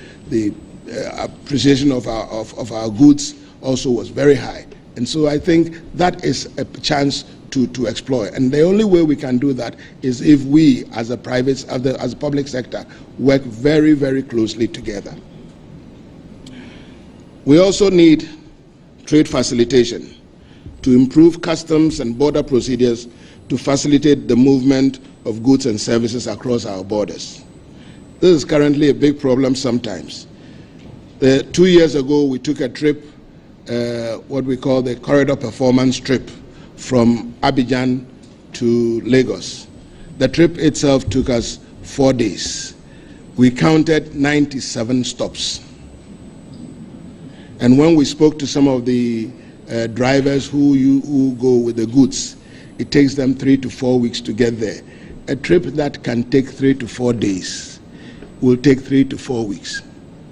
Because when you load your goods with forklifts from wherever you're starting, somewhere at Elubo or just when you've passed Elubo, somebody tells you to unload the goods. Where are the forklifts?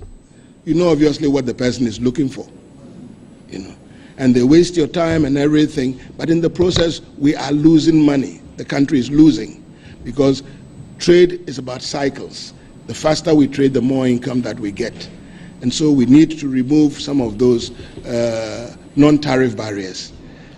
Last week ago, I was very saddened when I read in the media that Ghana is losing trade at the ports through to Togo because of the various charges that are there.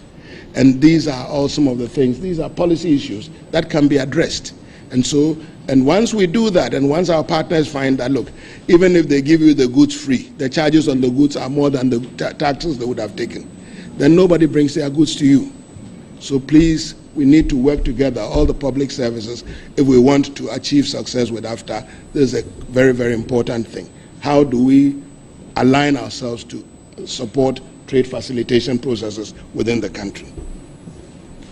Of course, AFTA trading is about infrastructure development. Currently, most of our trading infrastructure has been a development of what we inherited from independence. So it has also been bringing goods from the hinterlands directed to the ports for export and taking goods from the ports into the hinterlands. We've not concentrated on building roads and other adjoining facilities to our neighboring countries. And so when you're going to, you come in from Togo and you are going to Abidjan, you will spend 1 hour at Dawenya because there's a traffic there, and you spend 5 hours at Kasua because there's traffic there, and so on and so forth. You are not doing any favors to your own self, you know. And so we need to look at our public sector attitude to infrastructural development, and this is very, very critical. It's the same thing even going up north. 2 years ago, I know that the government initiated the Ghana-Burkina rail line. We hope when this comes on board, it will facilitate the movement of goods because Ghana is on the coast. We are a conduit to the countries up north. So we hope that this will facilitate the movement of goods to the northern countries. We also know about the Buankra inland port. We hope that if this comes on, and all this can only be done if the private sector is, as I've said, delivers the public goods. If we don't deliver our jobs, this will not be done. It doesn't matter how much goodwill there's behind the idea. Then, of course, investment promotion is critical also to the successful implementation of AFTA.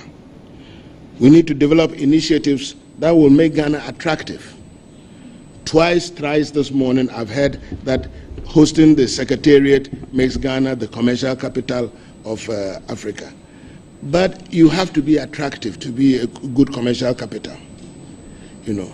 And so we need to consciously put in place the measures that will make this place an investment center, investment-friendly, business-friendly capital. When people get inside here, they must be able to move around, do their business. The cost of doing business must be reduced. You know, the cost of the, and then of course somebody also spoke about integrity. My brother here spoke about integrity. You want to come and do business and not go back with the idea that I was duped when I got to Accra, you know. And so there are several things that we need to look at when we are preparing for this our participation in NAFTA. We need to also put in place sector-specific reforms to enhance competitiveness and productivity in industries that are crucial for intra-African trade. Identify sectors with high potential, such as agriculture, manufacturing, and services, and implement policies and programs to support their growth and integration. Private sector partnerships are key. Some of the things that we do, we cannot do alone. We need the private sector to come on board. And therefore, we need to work with them in industry. And I think there are some models that we're already trying. The 1D, 1F model, for instance, is as a model of government PPP that government supports private sector to develop their own industries and things like that. So we need to carry on that one. Digital transformation. Already Ghana, we are, when you talk digital, we get a whole lot of reactions to it. But the reality is that the world is changing. And the same public service with which we took independence will not be the public service with which we are going to take the AFCFTA. During the independence public service, we were typing letters and changing and using whiteness and things like that. That public service is gone. The AFCFTA, for it to successfully be implemented, we need a public service built on a digital platform, digital framework that can relate to each other. 50 years ago, it took us 3 weeks to send a letter to Europe and wait another 2 weeks for the reply to come, 5 weeks. Now it's minutes, and we need a public sector that can react as quickly as the information gets there. Unfortunately, sometimes it is not always so. We even send emails and then have to now drive to the person's office to find out whether you have gotten my email. And when he says yes, then he will tell you, go and send me another email.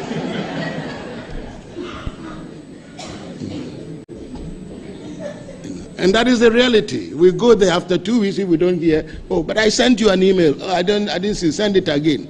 Until finally you come there and then in the end, oh, okay, you know when you go, you send me an email again. And so we are going on and on and on and on and sending emails. So please, we need to change our attitude. We need to also now respond to the needs of the digital era. Regulatory reforms also need to be looked at. Some of the regulations that we have are too prohibitive, and when you make the trading, your own conditions, internal conditions, too prohibitive, you build up a team that cannot win. When you are always looking at all your traders as thieves, not as people who bring money, but as people who want to steal government money. When that is your first approach to policy making and regulatory reforms, that also creates a problem. So because they have been branded thieves, then they actually try to find ways and means to steal your money. So we are overtaxing them, they are finding ways to avoid the tax. Whatever we are doing, they are also finding ways. It says for as long as the hunter will not stop shooting, the bird will not stop flying. So if we want the bird to rest, let us also stop shooting too high. The taxes and other things, the regulations and things, we need to look at it and make it more liberal for our traders to trade. Let's not forget, we are competing with 55 other countries, some of whom have very liberal trading terms, even though we pride ourselves on these things. But we need now to look at what are they doing and respond to it. The cost of capital, for instance, in Ghana is about 40%. Just across the border, you get it around 11%. You want the same people to go and compete? So we need to find ways and means of reducing these constraints and making our players more competitive. Then, of course, one of the things that we need to do as public service is to enhance the quality of our stakeholder engagements. We need to, the stakeholders we deal with, sometimes we do too many things for them. We assume that they don't know what they want. That may have been true during and immediately after independence, when only the educated people were in the public service and the uneducated people were in the private sector. Now a lot of educated people are in the private sector. They really know what they want. So when we are doing negotiations and things and we don't bring them on board, we are actually missing out. Now people graduate with doctorates and they are businessmen, they are chief executives of their own companies. And so if we really want to succeed, we need to engage the private sector a little bit more. Our stakeholders need to understand what we are doing before we don't do policies and impose it on them and then hope that they will apply it, because now they are more discerning. Then, of course, we talked about the digital era. It also means that the quality of people that will be needing to work will have to change. We'll have to now change the employment, the way we create, we bring up our youth so that they will be more employable. We are looking at digital trade coming in as a strong platform, but we are using our old educational methods, and that may not help us. So as a public service, one of our things is in developing our human capital, we need to take into consideration what human capital will we need? What type of worker will we need for the AFCFTA era, for the coming centuries, and not train them as if we are training them for yesterday's employment. And so these are some of the priorities that I can list. The rest, I'm sure, from inference of what I've said, we can all put our heads together. The important thing is that we need to work together. This is not a definitive list. This is not a definitive proposal or recommendation. It only shows that there are areas where we can all work together. And if we really choose to do that, we will be able to then say that we are properly equipped to meet the times of the AFCFTA. We from the National Coordination Office, what we have done so far, in that policy framework, we've identified 55 companies, public service institutions that have responsibilities for AFTA. And we believe that if we all, and this is the document, the National Policy Framework, if we have not seen it, if you write to us, we'll let you have copies for free. If we all go through this document, we will be able to find ourselves somewhere there, to answer the question why AFTA and why the public service needs to be ready for AFTA. On that note, Excellency, Mr. Chair, thank you very much.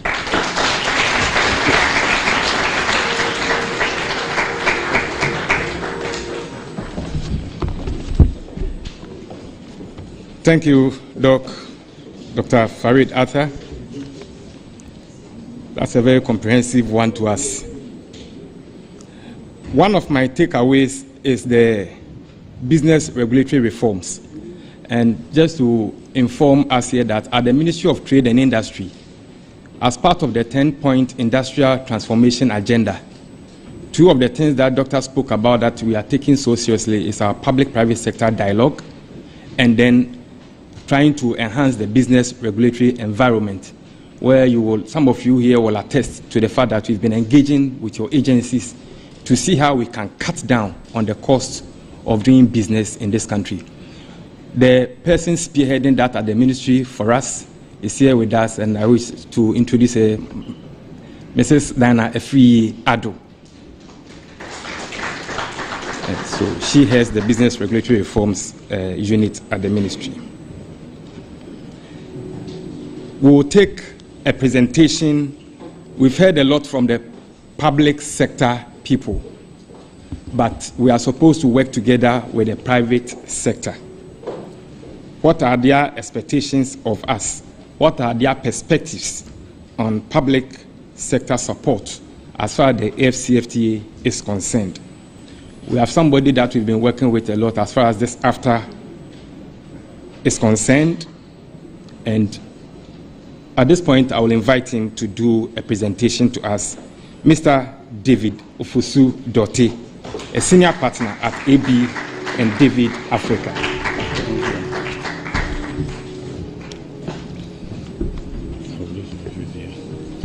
Good morning, everybody. Excellency, the High Commissioner and the Chair of the Public Services Commission, Mr. Pokuche, and all the members of the High Table, ladies and gentlemen, all protocols observed, as they say. It's my pleasure to interact with the public service this afternoon. Originally, I was going to say this morning, but I think we've overshot the time. Incidentally, I seem to straddle across the two angles. I worked 12 years in the public sector before coming to the private sector to run my own business. And in that period, I have worked perhaps more with the public sector than with the private sector. So I see it from both angles. I've also had the fortune of having worked across Africa, and I know Africa extremely well. And there's a reason I'm setting this background. I have also had the fortune of being very involved in the AFCFTA processes as in my nightlife as an executive of an organization called Afro Champions. So we help to bring the private sector angle to the AFCFTA, including carrying 28 African business associations, or brother business associations from 28 African countries to Addis Ababa to go and ask why this was going on without the private sector being deeply involved. And that's how come we got very deeply involved. I had the fortune of having authored a document called the $1 Trillion Framework to stimulate investments in the AFCFTA, which on the 20th of February, in February 2020, became an official document of the AU at their summit in Addis Ababa. So I do know the AFCFTA very well. Now, I would not go on and on about my association with the AFCFTA, but I see two things which is important to talk about, which are the two main things when it comes to the AFCFTA, looking at it from the private sector angle and the public sector. And then a couple of subsidiary things before I go to but I will make it short, don't worry about the time. The first thing is that I think the public sector tends to credit itself too much with the AFCFTA. I'm sad to say that I don't have too much good news for the public sector. I'm not saying you are not doing well, but I think they overcredit themselves with the AFCFTA. What do I mean by that? About 20 years ago, intra-Africa trade was only about 3%. At the signing of the AFCFTA in March 2018 in Rwanda, it was already at 16% without the AFCFTA. In other words, the Africans are already trading. So the public sector is only taking advantage of what is already happening to integrate us. And that's very important for us to understand. Now, why that is very important is because the public sector, in overcrediting itself, at times ends up being the stumbling block to the private sector. And I'm supposed to speak about how we perceive this. So it's not meant to discredit the public sector, but I like to say things as they are, for those of you who know me. Now, if you look at Africa Trade Observatory, which is quite easy to tout, and the last time I checked, I didn't find Agushi and X on them. Why am I picking these two? I'm speaking to a Ghanaian environment. Agushi is traded very much between Ghana and Nigeria. Those big trucks, if you go to Malata, they are from Nigeria buying Agushi from Ghana, or at times when it is shot in Nigeria, vice versa. We all eat Agushi.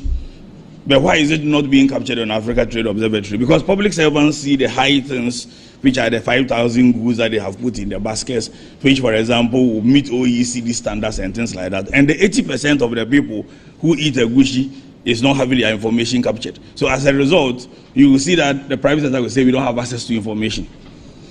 I am happy about what Dr. Farid said, especially when he talked about having met over 90 barriers between Abidjan and Ghana. But those 90 barriers were put by the public sector, not the private sector. That's a fact of life. In other words, we are willing to trade. It is the public sector which is a stumbling block to the trade. And unless the public sector sees it that way, we will overrate ourselves. And that's important. And I work with the public sector a lot. So it's very important that I say it as it is. For those of you who know me, I tweet a lot, and I tweet very controversial topics about Africa. One of my tweets yesterday was about the fact that our heads of states, about 4 of them or so, assembled in Russia. And my question was, there are 9 African countries which grow wheat. In fact, in the Ukraine-Russia war during that period, Ethiopia has actually increased its wheat production to above $600 million per annum, and it is now self-sufficient in wheat. Sudan produces wheat. Zambia and South Africa, they all produce wheat. Why wasn't there a delegation to Sudan to stop the war so we can increase wheat production in Africa? It is as if we want to stop the war so we can import wheat more peacefully than grow wheat on the continent for intra-Africa trade. Those things worry me about the public sector. They do. Now, I'm mentioning this because it's a mindset, and unless we cure this mindset, we are going to continue talking and holding UN Day, Public Sector Day every year. This is about the 3rd time of my speaking to the public sector on this day, so I'm not new to this forum. But we will keep regurgitating the same thing over and over without moving forward. And at times, the way we pride ourselves about achievement is worrying, because it is not that the public sector is not doing anything. It is that when you are speeding, it is okay, but it is not okay when others are catching up. That's what you need to check. Worst of all, in this contest, we in Africa are the ones doing the catching up, not the other way around. And we are slowing down, and we are happy with our pace. We should not be happy with our pace. Now, when the AfCFTA trade was to start, and we used COVID as an excuse to delay it for 1 year, I co-authored a document why COVID was not an excuse not to commence trade under the AfCFTA. It got published, all right, but of course we delayed it. Now, as I speak, the rules of origin has not been completed, 90% complete. We talk about it, 90% is all right. But the Regional Comprehensive Economic Partnership of 9 countries in Asia finished their rules of origin, which was started after the AfCFTA, and they are trading. And before we continue deceiving ourselves, it is the largest trading bloc by volume and quantum, not the AfCFTA anymore. The AfCFTA is largest by a number of countries. And we are still in that pace. So it's important that we have such reawakening on occasions like this. And as somebody who have been advising both private and public sector, I will be remiss in my duty if I don't talk about these things for us to face reality. Now, how does the private sector see the public sector when it comes to AfCFTA? First, how do we see AfCFTA? Large market, tariff-free, duty-free, if it is implemented over the 5-year period. And a lot of people keep talking about 1.4 billion people, and I hear the public sector keep talking about 3.4 trillion market. That's not how the private sector sees it. We see the 1.4 billion people, but we see it in terms of purchase power parity.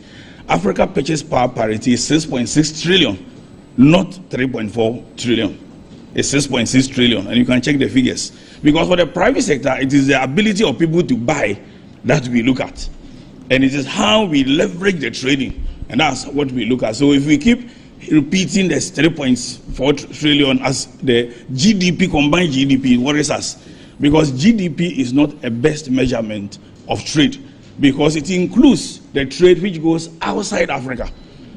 Already 62% of our trade is all destined towards the port to go outside Africa. I had the fortune of leading a study recently for a very major financial institutions which covered Ghana, Cote d'Ivoire, Kenya, Nigeria, South Africa, Tunisia, Morocco, Algeria. 8 countries.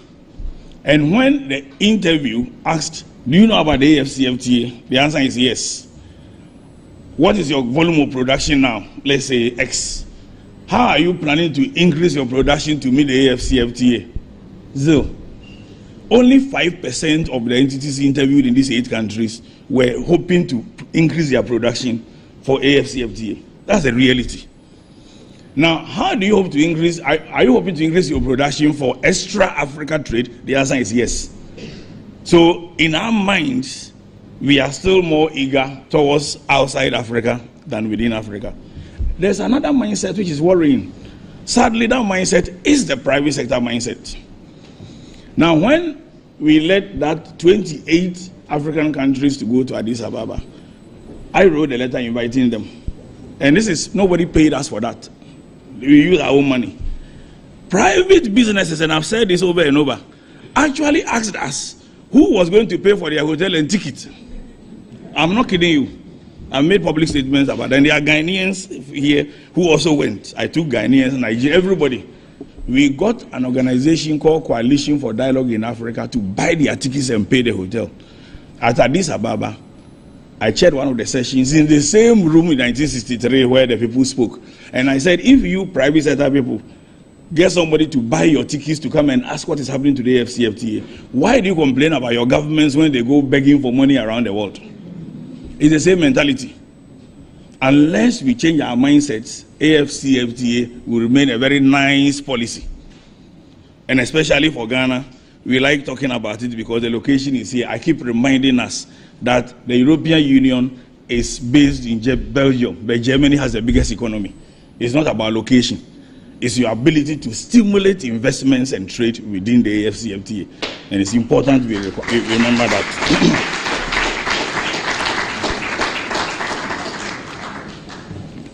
It is also important for us to remember that we are not in 1947. The things that was achieved by the European Union was slow, all right. But the world has moved on so fast to the exponential level that we need to act very fast and at multiplier level. So how do we see things? We see cost of doing business. And the cost build-up includes how much taxes we pay. Now, why is that important? Because if you take a Ghanaian entity or a Kenyan entity, you are not only affected by trade with Africa, but trade in Africa. They are two separate things. Now, let's take a typical Ghanaian entity who produces this bottle of water I like drinking. What it means is that a Kenyan producer of this water can sell his water here. Now, if you take the cost of borrowing in Kenya today is 13%. I keep those type of figures. Cost of borrowing in Ghana is about 30% thereabouts. If you are talking about 26% base rate or thereabouts. So already you are twice the cost in terms of cost of capital. Now, cost of power is much higher here than Kenya, as an example. And power on the average contributes about 30% of the cost input of a single product.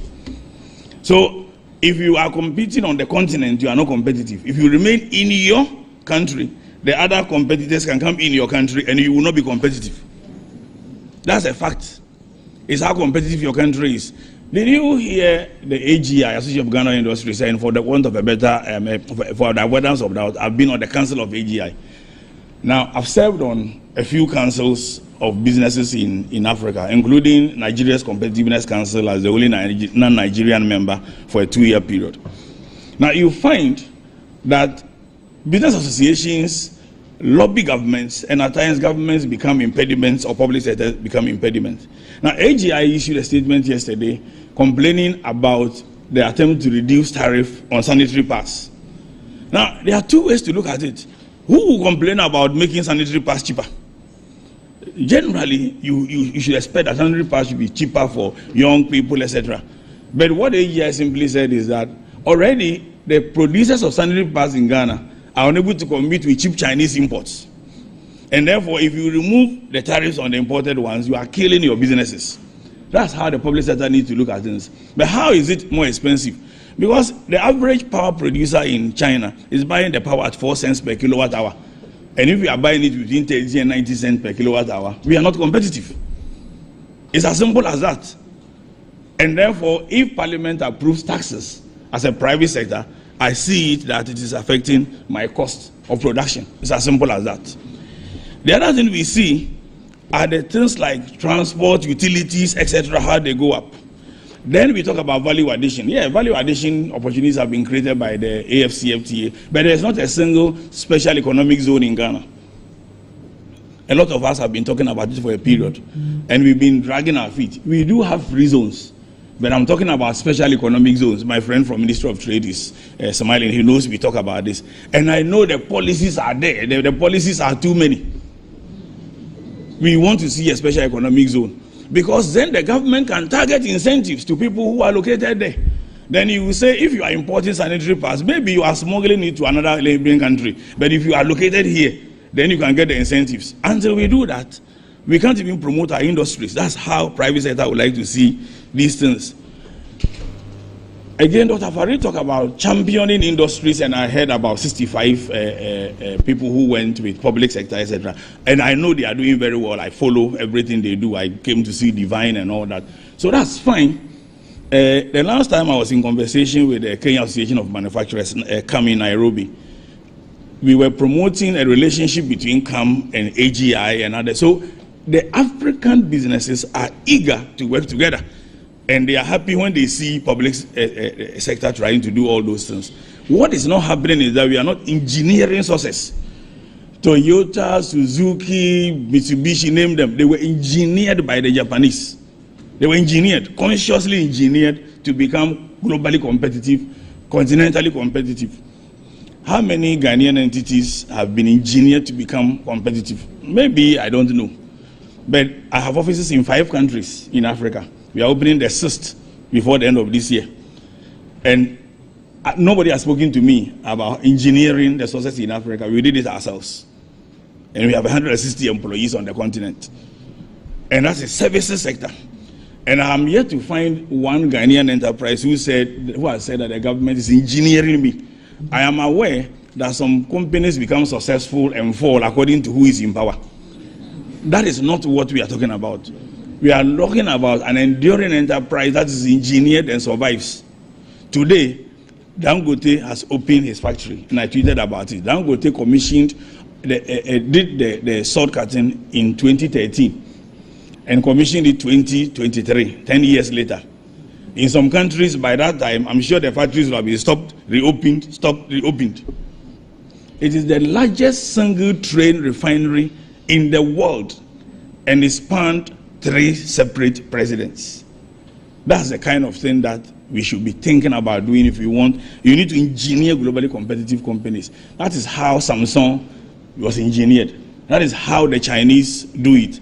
In fact, in China, the driving investments was not done by the policies we implement here like the way, look, the Chinese had a policy where they rewarded public servants and private servants if they can show that they brought this investment and encourage the person to come in. I have nothing against rewarding a public servant for ensuring that the investments come in. But you can check this record, and I'm sure some of you are aware. We rather pay foreigners for bringing investments here.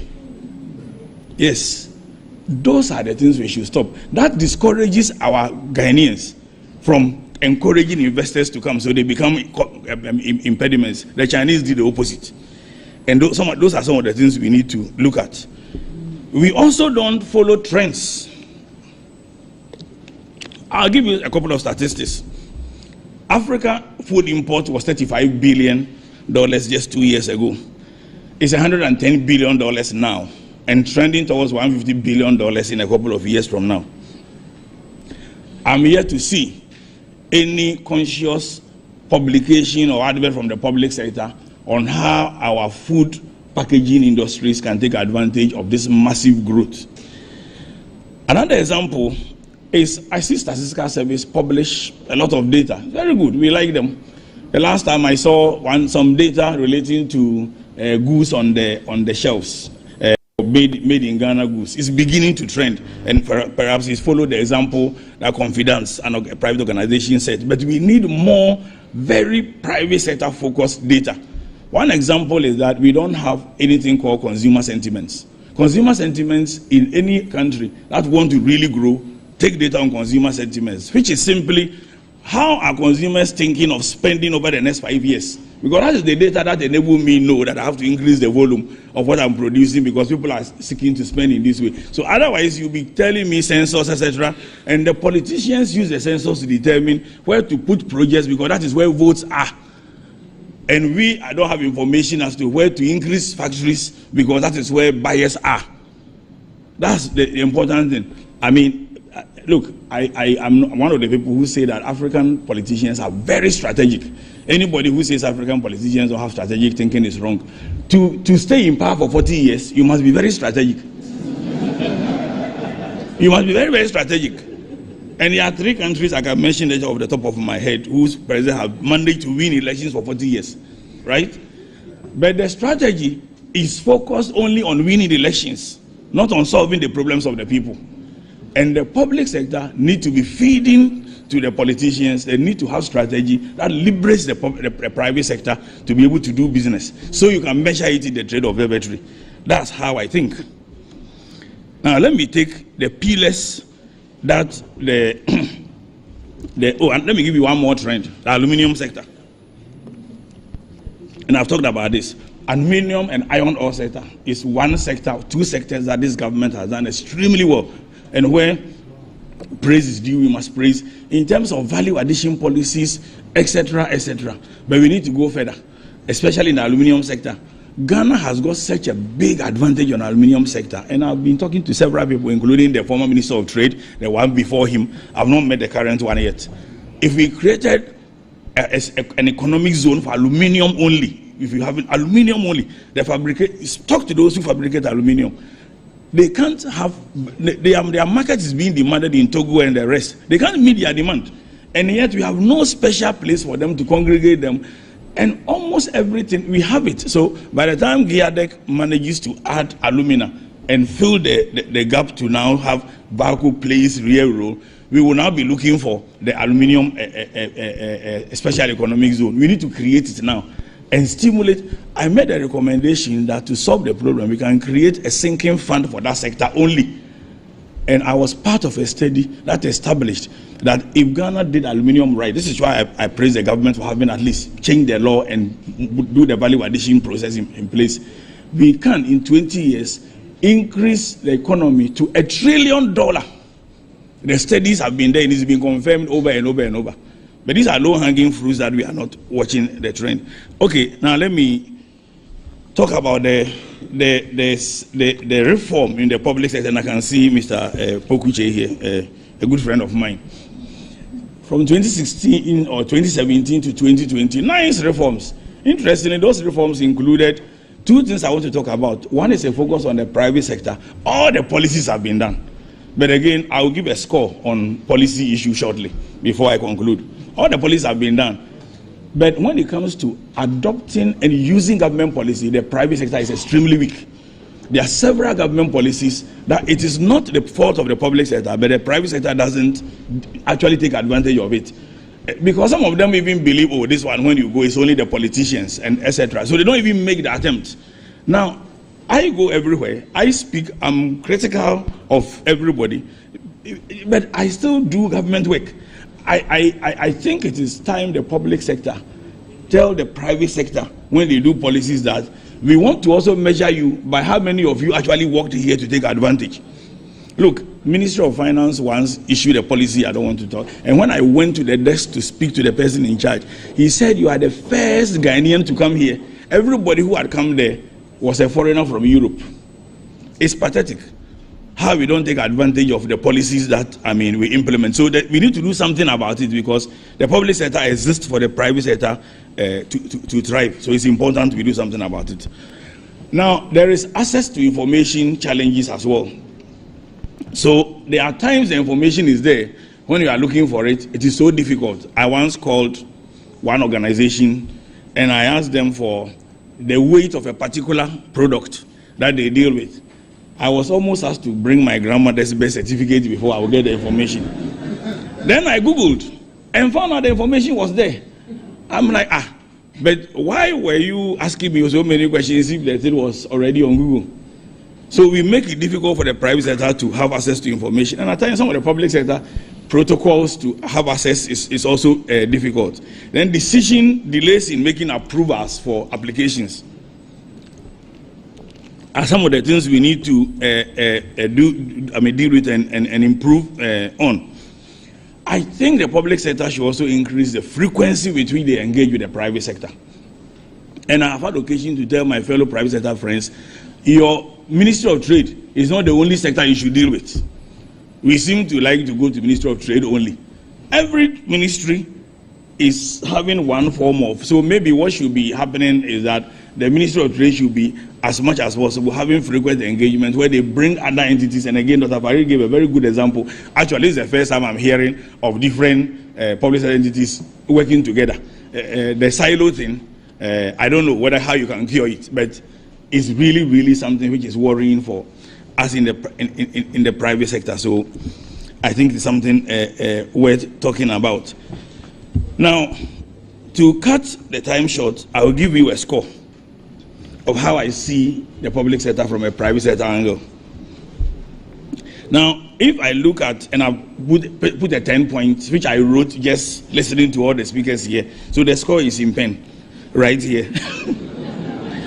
So when it comes to dissemination of information on the AFCFTA, I score the public sector about 9. I think almost every private sector person I know, 9 over 10 I mean, knows about the AFCFTA. That's quite high. I mean, and I think you are doing very well about that. Even to have invited the private sector here itself is an example of how well you are doing when it comes to telling about the AFCFTA. Then on policy formulation, I score 8 over 10. That's quite high. A lot of policies, and again, I've been involved in not just following policies, but helping a country in Southern Africa develop their own boosting intra-Africa trade protocol. So when I look at Ghana's program and how it links to the likes of GEPA, etc., very, very, good. But that's where the good news ends. Now, when I come to real incentives, and by incentives, it's not just a question of money. At times, the money is there, but guiding the private sector to access the money is the problem. I mean, the likes of Afri-Exim and the rest have, a lot of products are available, but guiding them in that specific becomes the problem. And the public sector often have the attitude as if they are doing the private sector a favor. That attitude must change. Once I had the occasion to tell a colleague of mine who is in the military that be careful as you are about to retire, because you are a civilian in uniform. One day you come and join us, and you see a lot of public servants when they retire and come to our side, then we begin to realize this thing is very difficult. So you should make it easy before you come and join us. Cost of competitiveness, I've already talked about it. And all the ones I'm mentioning, the remaining, the score is the same. So I won't mention the score until I come to the end. Mind share on Ghanaian products. This is a big minus on the part of the public sector. What do I mean by mind share? Look, the only reason I'm standing here is because somebody knows I talk about AFCFTA or I dealt with AFCFTA. That's the only reason I'm here. Otherwise, I won't be here. Okay. If somebody buys this product and I'm not promoting them, it's only because he knows about this product. So when it comes to competitiveness, it is not only a question of cost. It is also a question of somebody knowing about your product. Now, yesterday alone, I hosted 3 delegations from different African countries, 1 from Nigeria and 2 from Malawi. And the Malawi lady, 2 of them, just went on and on about how Kente is the official gap for engagement in Malawi. And I know that for a fact because I travel Southern Africa. In Zambia and Zimbabwe, Kente in Kenya is used by people for special occasions. Now, how many times have you heard that we are organizing a Kente exhibition in another African country for Bonyure Kente weavers? You'll be surprised to hear that it is an American NGO which is currently raising about $200 million to try and find the cotton and the yarn for Kente weavers, because the Kente weavers are importing from China and India, which worries an American NGO. There are people in this room whose duty is to solve this problem. Yes, I deal with them. If you want to talk to me, I would. There are so many ordinary things that we forget when we are looking at very complex things, right? Kente is highly demanded across the continent. So is shea butter and all that. So if we are not creating a mind share about our products, we are not actually doing very well.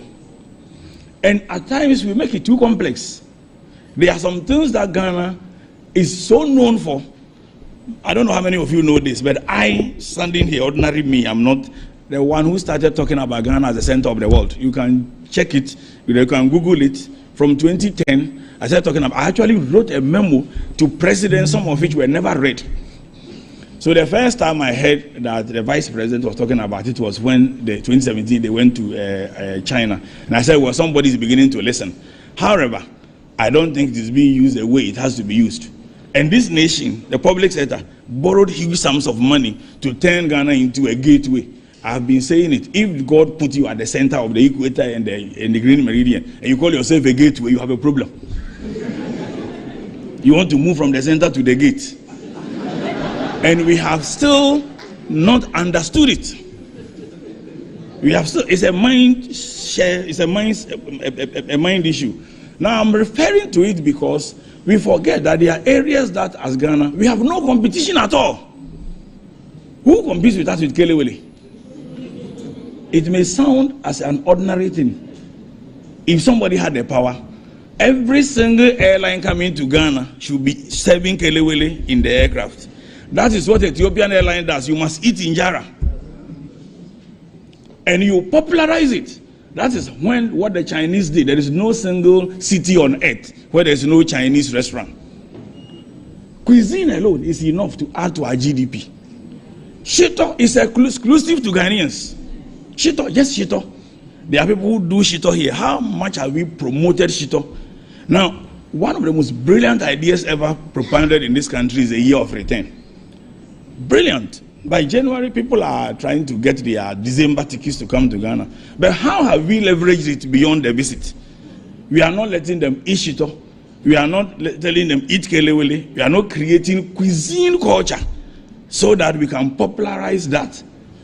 We have even forgotten that the AFCFTA, the services protocol, the 5 services which are about to be liberalized, includes tourism. And we are not leveraging tourism properly, so-called. These are the things that I think the public service ought to be thinking about. And I don't score you high when it comes to mind share of things which are exclusive. Mind share is very, very important. That is how they buy your products. The next one is championing sectors. I've talked enough about it. I've talked about aluminium, etc., etc. Then the other one is championing specific industry giants. There are several industry giants. We can consciously turn them into global champions. Just go to Tema. How many people produce cable for buildings? And every building on earth, at least 5% of it is cable. You can leverage that. But we are not doing that. And you can leverage that to our aluminium industry, etc. We are not doing that. Frequency of public sector engagement is another score. Then ease of having access to officials and then resolving complaints. On all of that, on each of these 8, you scored only 2 out of 10. And therefore my overall score is actually 32. Now, having said that, I think there is something very important for the public sector to recognize. AFCFTA is good, and we welcome it, and we like all the policies, etc. But I want to remind the public sector about something before I leave. Is that the public sector does not exist for itself. It exists for the public. And the public includes the private sector. No public sector institution exists for itself. You exist for the public. First, there should be safety and stability, etc. And second, the private sector will thrive. The more the private sector thrives, the better the public sector is seen. And that is why Singapore is an excellent country that we must all emulate. Because the public sector makes the private sector thrive. Now, if you don't agree with my score of 32%, what I want you to check is whether you think the private sector is thriving. I think you know the answer. Having said that, my recommendation to the public sector is that you should, by the time the budget is read every time, November, and the media review budget, every public sector institution, without any exception, and I'm addressing one of them on Monday on governance, should have, and I'm going to recommend a criteria for them, should have a criteria as to how they have promoted AFCFTA. That's very important. If it may look, but a simple thing like Standards Authority doing standards for akpeteshie, that meets the Africa Standards Organization level is one reason why accreditation people can export. And I look at these ordinary things, and it is these ordinary things that we will guide the public sector with. Thank you, Mr. Chairman.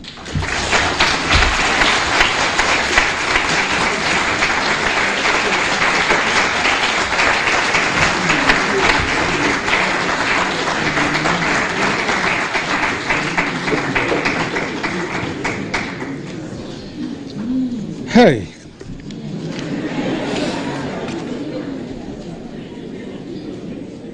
Mr. Ofosu-Dorotey, you will never disappoint. I think that after such a presentation, I'm not in a position to do anything here than to quietly move out of this place and hand over to Nana Dwamena.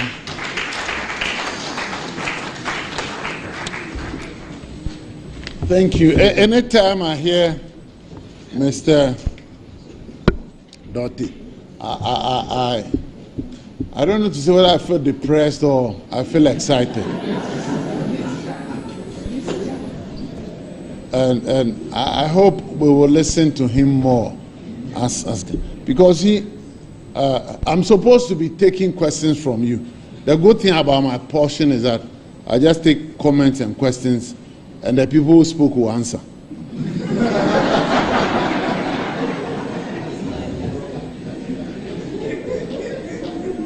Then after that, I do a 2-minute summary, and that's what I intend to do. I can assure you, I'm not going to go through anything, because it's quite clear.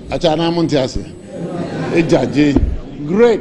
So, anybody with a question, comment, and it's 30 seconds. You can't do more than 30 seconds. So if you have a comment, you have a question, let's take it. Open forum, quickly. Do we have a microphone somewhere? Can I see a hand? That's one there. Can I see another hand? Another hand. It's only one. Two here. Anybody else? No, don't let them start talking. Two. Anybody else? Okay, so only 2 people. Finish. Yes, Master. Mention your name, where you are coming from. I'll be happy if you can just stand up so that we want to see whether you are reverse height mate or. Okay. Yeah. All right. I have just a very quick comment. My name is EO3 Mr. Sam. I'm from Ghana National Fire Service. Okay, great. I want to suggest that we look critically at decentralization in the public sector if we really want to go beyond being ready for AFC FTA. For example, I recently had to go and get a police background criminal check. And I was surprised to see people having to travel all over the country for a document as simple as that. So many other examples are there, and if we really want to move, I think we need to look at decentralization. Thank you.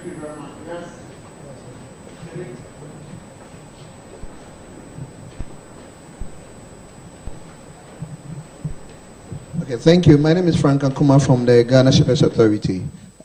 We've heard a lot, and somebody has said in another forum that Ghana, we have very intelligent people, and we talk quite greatly, but the action bit is where we don't do too well. All right, so thank you all for the great speeches, but let's act quickly. Else, we'll just be lagging behind. Dr. Farid did mention the national policy framework. I think all of us here wrote our email addresses when we were registering. So my suggestion is, please let them send it to all of us. Okay, thank you.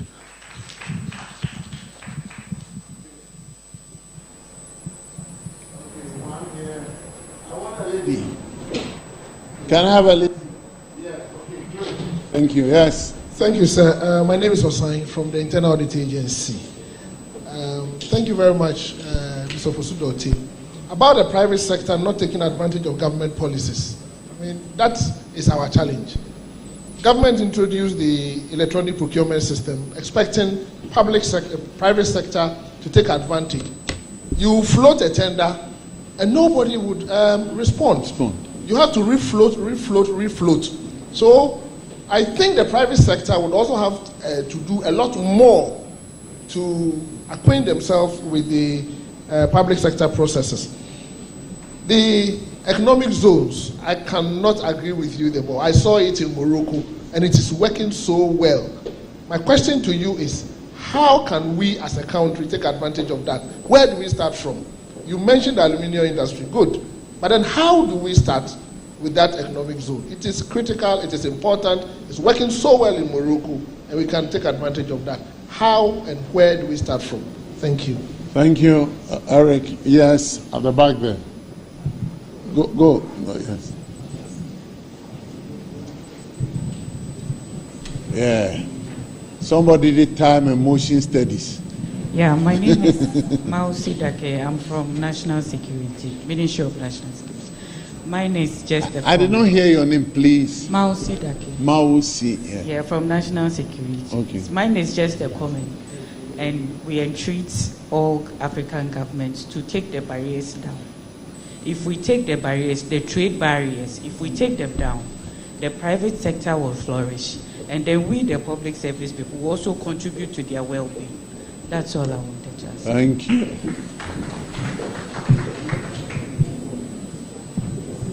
So, Fosu, you want to say a few things about what Eric said? Why? Somebody hijacking the mic. Okay. Can we get another microphone for? Thank you and good afternoon. Good afternoon. My name is Danny Echampon from the Ministry of Foreign Affairs and Regional Integration. The private sector is not taking advantage of the policies that we have there because of the issue of language. You all agree with me that when you go to the business session, majority of them are not literate. So if there's a policy there that we can translate some of these things written in the AFTA framework and all the policies into our local languages, and then let the NCC spearhead the campaign and train our businesses so that they can take full advantage of the policies put in place by the public sector. Thank you. All right.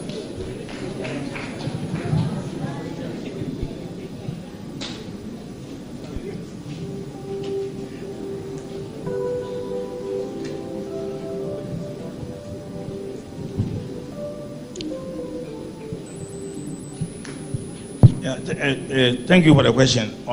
So the question is on the aluminium one. I think it's the easiest. It's the how and the why. Yes, it's the easiest of actually the problems, because it's not just the question of the how. That how has already been studied, has been outlined.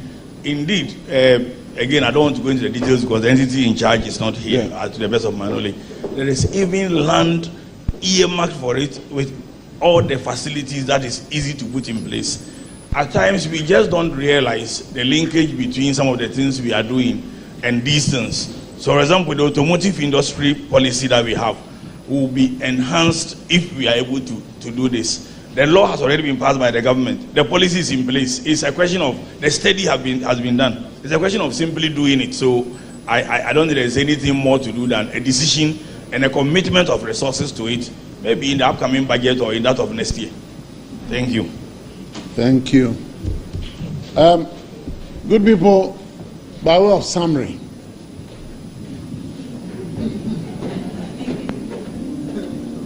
I want the closer bank to play some Emancipate Yourself from Mental Slavery. Let's go.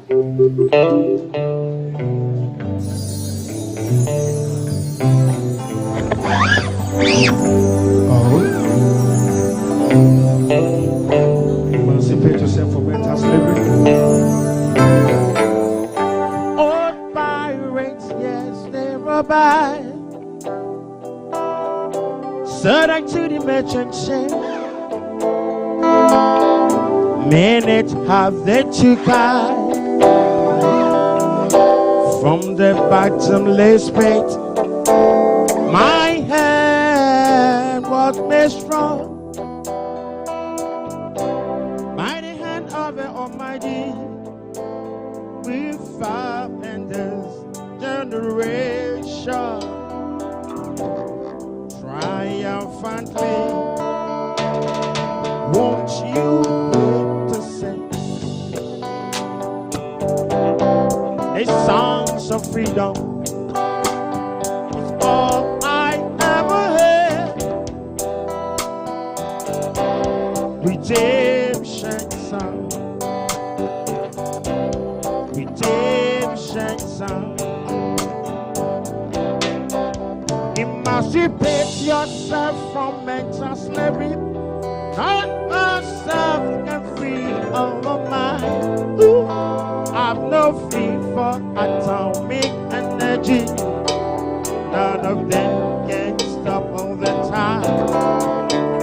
How long shall they kill our prophets while we stand aside and look? Some say it's just a part of it. We've got to fulfill the pool. Won't you get to sing the songs of freedom? The songs of freedom. The songs of freedom. Redemption song. Redemption song. Redemption song.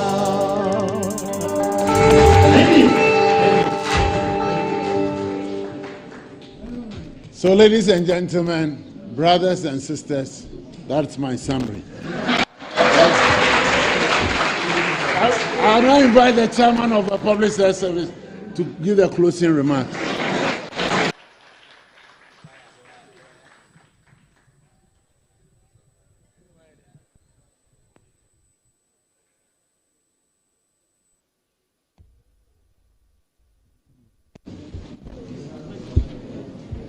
You know, he's put me in a very tough spot because I don't have a song to summarize the closing remarks. But the good thing is that the closing remarks will be in the form of a vote of thanks. So we'll be here also quickly. The first thing I would like to say is that I would like to express my appreciation to all of you, for coming. The place is full, and then we had difficulty seating all of you. So I want you to give a clap to yourself. I would also, Your Excellency, I would like to express our appreciation for the excellent speech.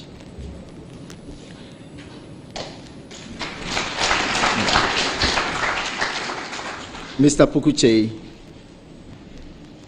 thank you very much for coming.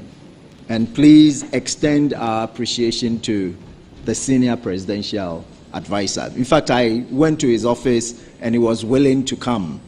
And there was just something that kept him, and we understand. So express our appreciation to him.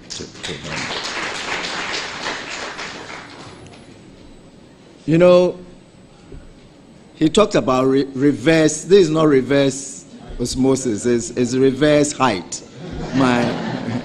My colleague, and he had difficult. There are certain times is really an advantage to be short. I can always. You see, it's when he stood here, he was way above. But Nana Ajekum Jamina, thank you very much. Been excellent.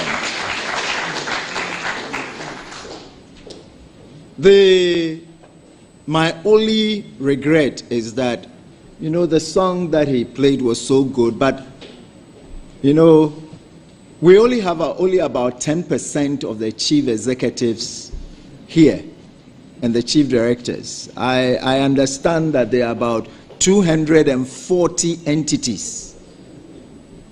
or 240 public service entities in the country. But we have only about 14 here. So probably you have to send the music to them. I'm hoping that they listen to the excellent speak. So chief executives, chief directors who are here, please can you stand up so that we show our appreciation to all of you. And the members of the commission, can you please join them? So thank you very much for coming. Please have a seat. All the presenters were excellent. And then the private sector crowned it all. I've just seen him. I think he sneaked out.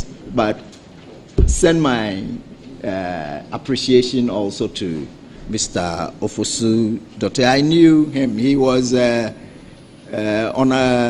I used to be the Director General CSIR, and he was once on our governing council. And so he's an excellent person.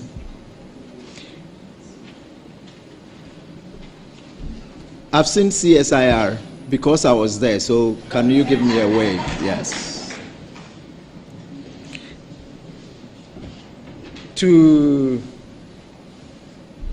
Mr. Farid, yes, excellent speaker. I've known him for some time, and everywhere his presentation is excellent. So thank you very much. So to the band,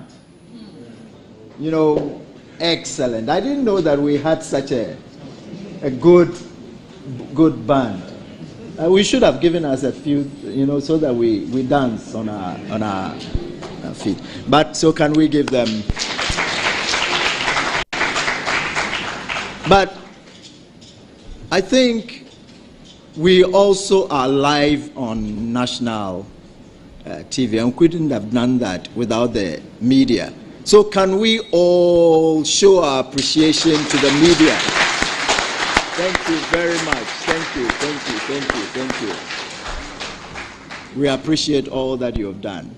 And then finally, to the organizing committee, if you are here, please can you stand up for us to... Mr. Farid, you are also part of the organizing committee. So all of you, please stand up and then let us show our appreciation to you. Finally, we would like to express our appreciation to the Almighty God for bringing us here, and even for the pleasant rain that we had. We were slightly late, but that we've made up a little for the time. Thank you very much, and wish you all the best. Thank you.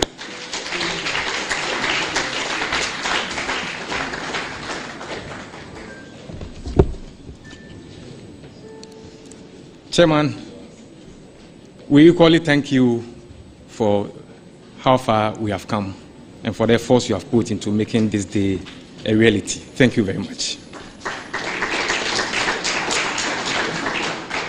A lot of information has been given to us about the AFCFTA. From here, if you still want to do further checks and to get much more information for yourself, you can visit the website. It's au-afcfta.org.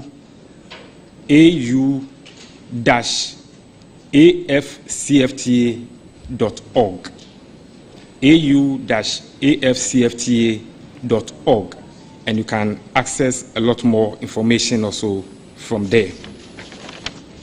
A few announcements. The program has almost come to an end. Once we close from here, lunch is served. But please, we will entreat you to please remain where you are. They will come in and hand it over to you. It's a packed one, so that we don't congest the place. This is a humble appeal from the organizing committee to all of you. The dignitaries will go back to the holding room for some discussions before departure. On this note, I also want to join Chairman to say thank you to all of you, and especially to Ghana Television for making sure that those who couldn't make it here were able to watch it from wherever they are. My colleagues from the other media houses, we are grateful to you as well. We know that it will not end here. We know that it will not end here. For us in the media, you understand, the news must be out and must be out big. And please, we will be monitoring. You know me for that. We will be monitoring and we will get back to you. You understand it. On this note, let me invite my mommy, that's how I call her, that's how everybody knows I call her at the ministry, Mrs. Diana Efriye Ado, the head of the Business Regulatory Reforms Unit at the Ministry of Trade and Industry, to give us a closing prayer.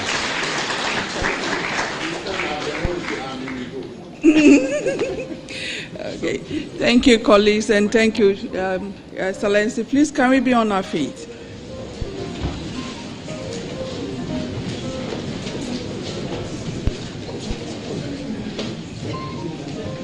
Shall we pray? Our Heavenly Father, once again we give you glory, we give you honor, we give you adoration. We thank you for the strength and even giving us the opportunity to meet here and listening to the message that you have for us today. All that we are asking for is that, Daddy, help us to renew our minds, help us to be dedicated, and help us to be committed to the work that you, God, have given to us. Sometimes what we normally do is that when somebody is working at church service, that we see it as the work that you, God, have ordained. But Father, the work that you're giving to us in our offices, you know why you place us at the various places that we work. Help us to work, to glorify you, to honor you, transform Ghana, and to transform the continent. We thank you and we bless you in Jesus' name. Amen. Amen.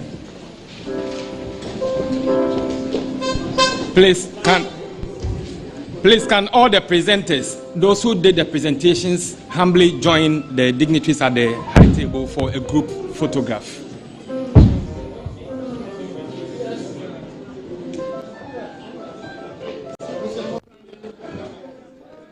And if there is any commissioner from PSC, please join. Please, the rest of you, please, try and sit for me, please. A very humble appeal, please. We will appreciate it if you can respect this for us.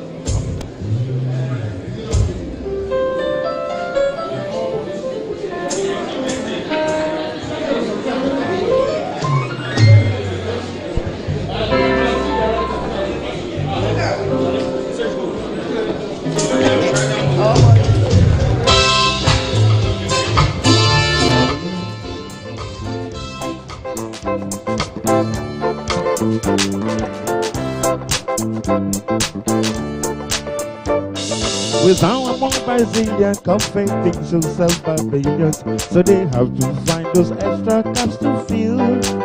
They've got an awful lot of coffee in Brazil. She did a girl and found her later, she smells like a percolator. Her perfume's what me right on the grill. He got an awful lot of coffee in Brazil. No tea, oh, not too much of you. You see, no potato.